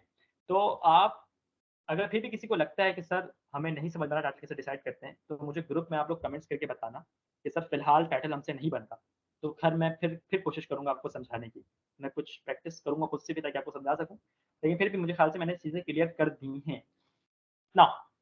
एक चीज़ और जो मैं बताना चाह रहा हूँ कि टाइम आज ज़्यादा हो गया, 2 घंटे पूरे होने वाले हैं। कल जब हम वापस आएंगे लेक्चर के लिए तो 2-3 चीज़ें आप लोगों ने कर लेनी। सब हमारे साथ मीटिंग कितने लोग हैं ज़रा मैं देखूँ? भाग तो नहीं गए? लोग अच्छे खासे भागे हैं शायद। है। तो कल जब आप लोग आएँगे तो मुझे जो है ग्रुप्स में चाहिए आप लोग सारे के सारे। जो दोस्त हैं आपस में ग्रुपिंग कर लें, ठीक है? जो DUHS से हैं वो DUHS के साथ बना लें, जो JCMU से JCMU के साथ बना लें और जो KMDC से KMDC के साथ बना लें। जो BDS से वो BDS वालों के साथ यानी जैसा आपको बेहतर लगे। अगर आप सिंगल हैं तो बस आप सिंपल ग्रुप का अपना नाम लिख दें और नाम लिखने के बाद आप कह दें कि I want a group member, जिसको ज़रूरत पड़ेगी आपके साथ आके लिख जाएगा। तो हम खुद से ग्रुप नहीं बना रहे, आपके ऊपर छोड़ रहे हैं कि आप जिसको बेहतर समझते हैं अपने साथ, आप ग्रुप बना लें। हम लिमिटेशंस बताएँगे कि आपको 3 से कम मतलब ग्रुप जो बनेगा वो 3 से कम का नहीं होगा और 4 से ज़्यादा का नहीं होगा। तो मिनिमम 3 मेंबर्स का ग्रुप होगा, मैक्सिमम 4 मेंबर्स का ग्रुप होगा, ठीक है? इससे कम या ज़्यादा पे आप नहीं जाएँगे और इसकी कुछ वजूहात हैं। जो स्टडी हम सीखने जा रहे हैं वो क्रॉस सेक्शनल है और क्रॉस सेक्शनल के अंदर लिमिटेड जो है वो 6 पर्सन्स की होती है। लेकिन मैं आपको अभी अलाउ नहीं करूँगा फिलहाल, आप या तो 4 होंगे या तो 3 होंगे, इसकी वजह आपको पता चल जाएगी बाद में कि ऐसा मैंने क्यों कहा और इसका क्या फ़ायदा होना है आपको। ठीक है? ये फ़ायदा ही आपके हक में ही है। तो एक तो आप लोग ग्रुप बना लेंगे, जितने भी लोग मेरे ख्याल से 82 या 83 रजिस्ट्रेशंस हैं, तो ये ग्रुप के फॉर्म में मौजूद होंगे और हर बंदा अपने अपना टाइटल लिख के हमें कभी एक फ़ाइल भेजेंगे, ठीक है, ग्रुप पे, एक वर्ड की फ़ाइल, उस पे अपना नाम लिखेगा और अपना टाइटल डिसाइड करेगा, अपना टाइटल लिख देगा। ये कल 4-5 बजे से पहले आप करके हमें देंगे, ग्रुप पे भेज देंगे। जब असाइनमेंट है, अपने रिसर्च टाइटल आप लिखेंगे और वो रिसर्च टाइटल आसान होना चाहिए, यानी कि ये कि जिसमें कोई हाई रिसर्च की बात, कोई कोहेट की बात की हुई हो, क्रॉस सिर्फ वो रिसर्च पेपर होगा जो सिर्फ क्रॉस सेक्शनल हो सकता है, जो मुमकिन है। तो अगर आपने कोई हमारी वीडियो नहीं देखी पहली वाली तो वो देख लें, देन फिर आप सर्चिंग सीखें, सर्चिंग करने के बाद आप टाइटल बनाना सीख जाएँ, ठीक है? अच्छा, तो 2 बातें हो गई कि आपने ग्रुप्स बना लेने हैं, जिनके ग्रुप्स नहीं बने हैं वो ग्रुप पे मैसेज कर दें कि मुझे एक मेंबर चाहिए, आपको मेंबर मिल जाएगा। तो मैं एक अपने ग्रुप का एक नाम भी रखेंगे, जैसे अगर DUHS के हैं, तो DUHS फर्स्ट ईयर का ग्रुप बन रहा है, तो आप लोग रख देंगे DUHS मिनी या DUHS 1, 2, 3 जो भी आप नाम सेलेक्ट करना चाहें। जैसे मुझे याद है कि मैंने जब रिसर्च ग्रुप बनाया था उसका नाम रखा था रिसर्चर्स 4, उसमें 4 ग्रुप मेंबर थे, तो मैंने उसका नाम रिसर्चर्स 4 रखा था। तो थोड़ा-सा अच्छा लगता है, तो आप लोग भी जब ग्रुप अपने ग्रुप का एक स्पेसिफिक नाम डिसाइड करें, कुछ भी नाम रखते हैं, मुझसे गूगल्स नहीं है, डिसेंट सा नाम रखते हैं ताकि हम उस नाम से उस ग्रुप को जो है मुखातिब आगे जाके मुखातिब कर सकें। तो जैसे मैंने बताया था कि जिन ग्रुप्स का हमें रिसर्च टाइटल या रिसर्च अच्छा लगेगा, तो उसमें हम खुद शामिल होंगे अगर वो ग्रुप चाहे तो, अदरवाइज़ नहीं होंगे, ठीक है? मेंटोर हम सबको करेंगे, 10 दिनों के बाद भी, जो भी आपको हेल्प चाहिए होगी हम मौजूद होंगे और आपको इंशाल्लाह बताते रहेंगे कि ऐसे-ऐसे कर लें, ऐसे-ऐसे कर लें, ठीक है? तो आज के लिए आई गेस काफ़ी है, मैं आपको ग्रुप पे एक मैसेज करता हूँ, आप उसको फॉलो करें और उसी के मुताबिक जो है काम करें, ठीक है? अब हम खोल रहे हैं क्वेश्चन एंड आंसर्स का सेशन, आई गेस किसी के कुछ क्वेश्चंस हैं तो वो पूछ लें, हम उनका जवाब दे देंगे। चलें, 5 मिनट आपके पास है, जो पूछना है पूछना, टाइम आज ज़्यादा हो गया है।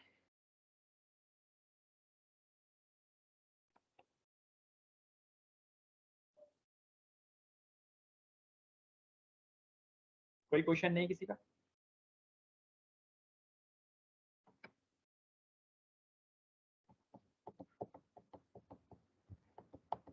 I am waiting.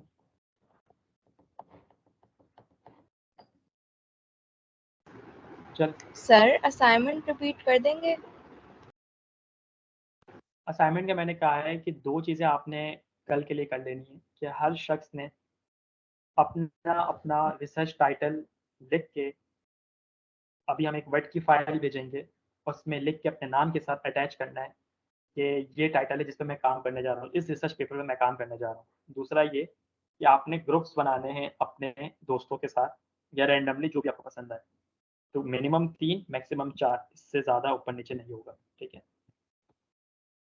कोई सवाल, आपने कोई सवाल पूछना था, किसी लड़की ने सवाल पूछा था इससे पहले भी, मैं उसको कहने से रोक दिया था। आई गेस कुछ बहुत शुरू स्टार्ट उसने पूछा था। सर अगर ग्रुप ना बनाए तो चलेगा? बेटा इसमें मेरा कोई नुकसान नहीं है, लेकिन आपका नुकसान ज़रूर हो जाएगा, क्योंकि हमारा टास्क ये है कि इस वेबिनार के आखिरी तक आपसे हम बाकायदा एक रिसर्च प्रपोजल लिखवा देंगे।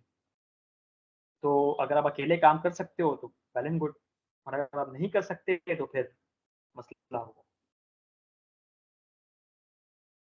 वरना में मसला नहीं।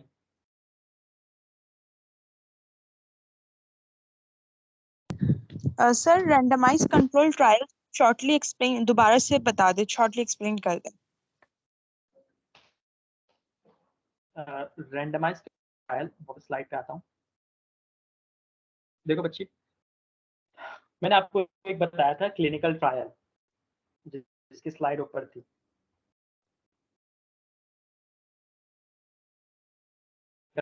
क्लिनिकल ट्रायल वो रिसर्च होती है जिसके अंदर अगर कोई कंपनी नई मेडिसिन या कोई नई मेडिकल टेक्नोलॉजी बनाए तो उसको वो ट्रायल्स पे लेके जाती है, ह्यूमंस के ऊपर या एनिमल्स के ऊपर, ठीक है।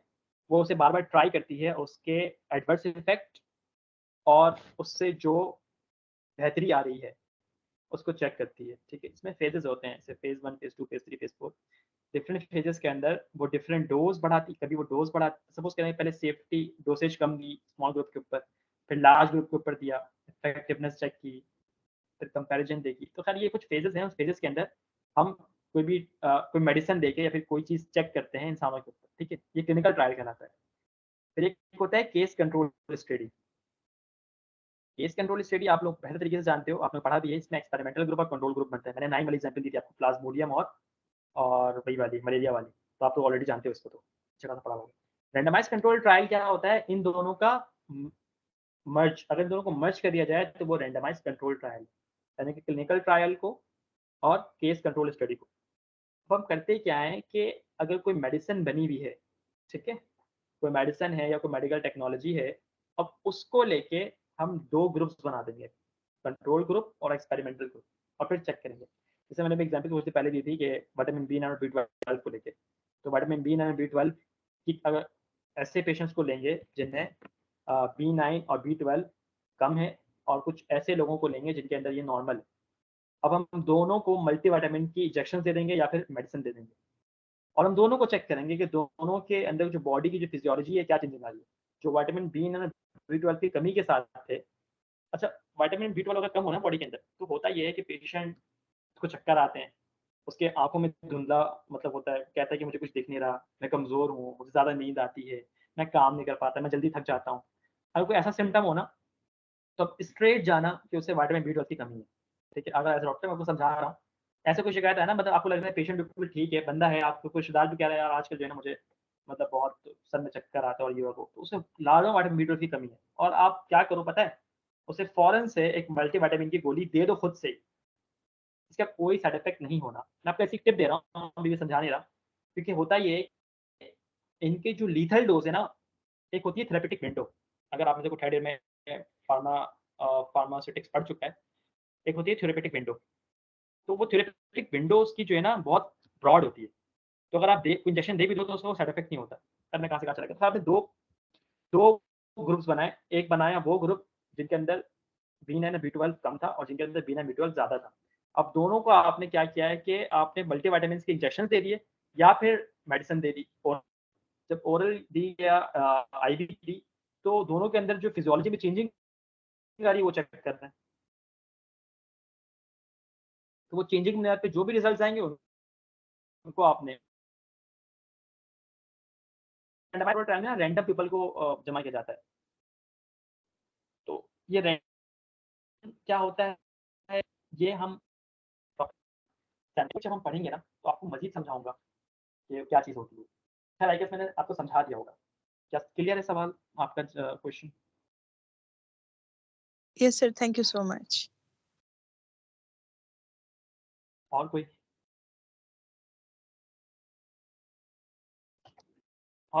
है जिससे कुछ समझना हो?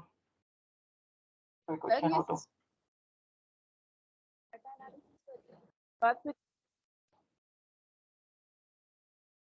बेटा आपकी आवाज़ कट रही है। क्लियर नहीं। चलो वैसे ही बहुत लेट हो गया, अगर आपको क्वेश्चंस हो तो आप हाँ पूछ लें चलो। सिस्टमिक रिव्यू नहीं आ और रही आपको? मेटा एनालिसिस बात फिर क्या करना, समरी तो आपने दे दी, जैसे फॉर एग्जांपल आर्टिकल, फिर उसके बाद systemic review Meta analysis what, क्या करना है बताना है, मजीद फिर से बताना है।